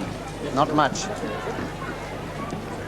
The ball coming back, kicked in by Port Melbourne over to the grandstand side, and all life and spirit's gone out of it. Naturally enough, I suppose. Ebeyer getting it around the grandstand side. It's intercepted there by McCulloch, and his hand passes astray to allow Ebeyer in once again. A little Port Melbourne rover. Doesn't kick very long, Ebeyer. That's what I mean, exactly that. A lot of them drop short, and McCulloch trapped it there at the centre wing position. Knocked away by Dermott, another good player for Port Melbourne, in patches admittedly, but quite a good player, and eventually Can to take it away for Preston into Marks. Marks at centre half forward, looking downfield for Can, but it might have been a Port Melbourne mark. Play on was the call. Down to Can again, out to Jessup. And Jessup's kick has got a bit of a chance here. It's a goal. Another goal to Preston to take them on to 14-15. Port Melbourne 23-17, 29 minutes into the final term here at Preston. Well, no doubt about it. As we watch the replay here, Gary Bryce would have to be very pleased with his side's performance. There's Gary Bryce, who's played a very good game himself. On the half-back flank is it's Jessup having the shot for goal to put it through for Preston's 14th goal. He'd have to be very pleased with the finals, only 4 weeks away, Bill, the way they performed here today. Not only won well in the rut, they won in the air and they won around the ground. Pretty well in every position on the ground, possibly with the exception of the centre. And they've probably got a little bit of the jitters out of their system, Ted. They weren't all that happy about coming out here to Preston, so maybe they've got that out of their system. And they've got games against Caulfield, Camberwell, that's Wilkinson incidentally, taking the hand pass from Swan, and the last match of the season is Coburg, so they've got a nice run in now to finals time. Jim Christo's hand pass intercepted by Marshall. He has given it to Can, and Can likewise to give it to McCulloch, and Preston speed away from centre wing. McCulloch delivering the ball, looking for Cooper over there, but Bryce, aggressive as ever, knocks it away, gets it around to centre wing. High there is Marshall, and Marshall takes it away for Preston. Going through from the centre wing position up towards the forward line, and another mark up there to Van. Van, an accomplished footballer. We've seen him play some pretty good football from time to time, but he came off the interchange bench. He's kicked 2 goals since coming off the bench in this last quarter, and the way he kicked those 2 would give him an extremely good chance of kicking a 3rd from this position. About a 55-degree angle, and I think it may be through for 1 point. It is. 14-16, that's 100 points to Preston. A losing score of 100 points at the moment is against Port Melbourne, 155, and very little time remaining in the game. O'Neill, the Port Melbourne fullback, he's been an acquisition to the team. He kicks it from short in the square. Bryce knocking away down towards Marks. Struggling strongly there is number 2 of Port Melbourne, John Christo, but the umpires elected to bounce. 31 minutes have been played in this quarter. Right, and it's 100 to 155, and here in the closing stages of the game, a bit of niggling going on. Umpires move in, not much in it. And we'll see the ball up by the look of it, the way the umpire is holding the ball there. And in the closing stage of the game, a little bit of niggling, but there we are. Here we go now, with Port Melbourne about to win their 3rd game in 12 years out here, as the ball is played around the half-back line towards Davies, and there goes the siren. End of the match, and we have Preston 14-16, exactly 100. Lost to Port Melbourne 23-17, 155. We'll be in the Port Melbourne dressing rooms right after this break. Just been informed that Geelong West have beaten Dandenong, so the 4 will not change as it stood before today's match. Coburg on top, Port Melbourne second, Geelong West third, Paran fourth. Well, Paran may go into third position there, depending on the percentage, and Dandenong still remain at fifth. So Dandenong have blown it down there at Geelong West today. Sandringham could go up and replace Dandenong. Well, they will if they win their game. Anyway, we have Rob Asprey ready in the dressing room, so it's over to you in Port Melbourne's dressing rooms. All right, in the Port Melbourne rooms, if we could just have a bit of attention for a moment, fellas. If we could just have a bit of attention for a moment. We are on air and we do have some awards to present. Very important awards, and first of all, it's the Mark of the Day award. Now, this is sponsored by Gillette. It's a $50 award and a gift pack from Gillette, and today it was taken 6 minutes into the second quarter. Man on one leg, Fred Cook.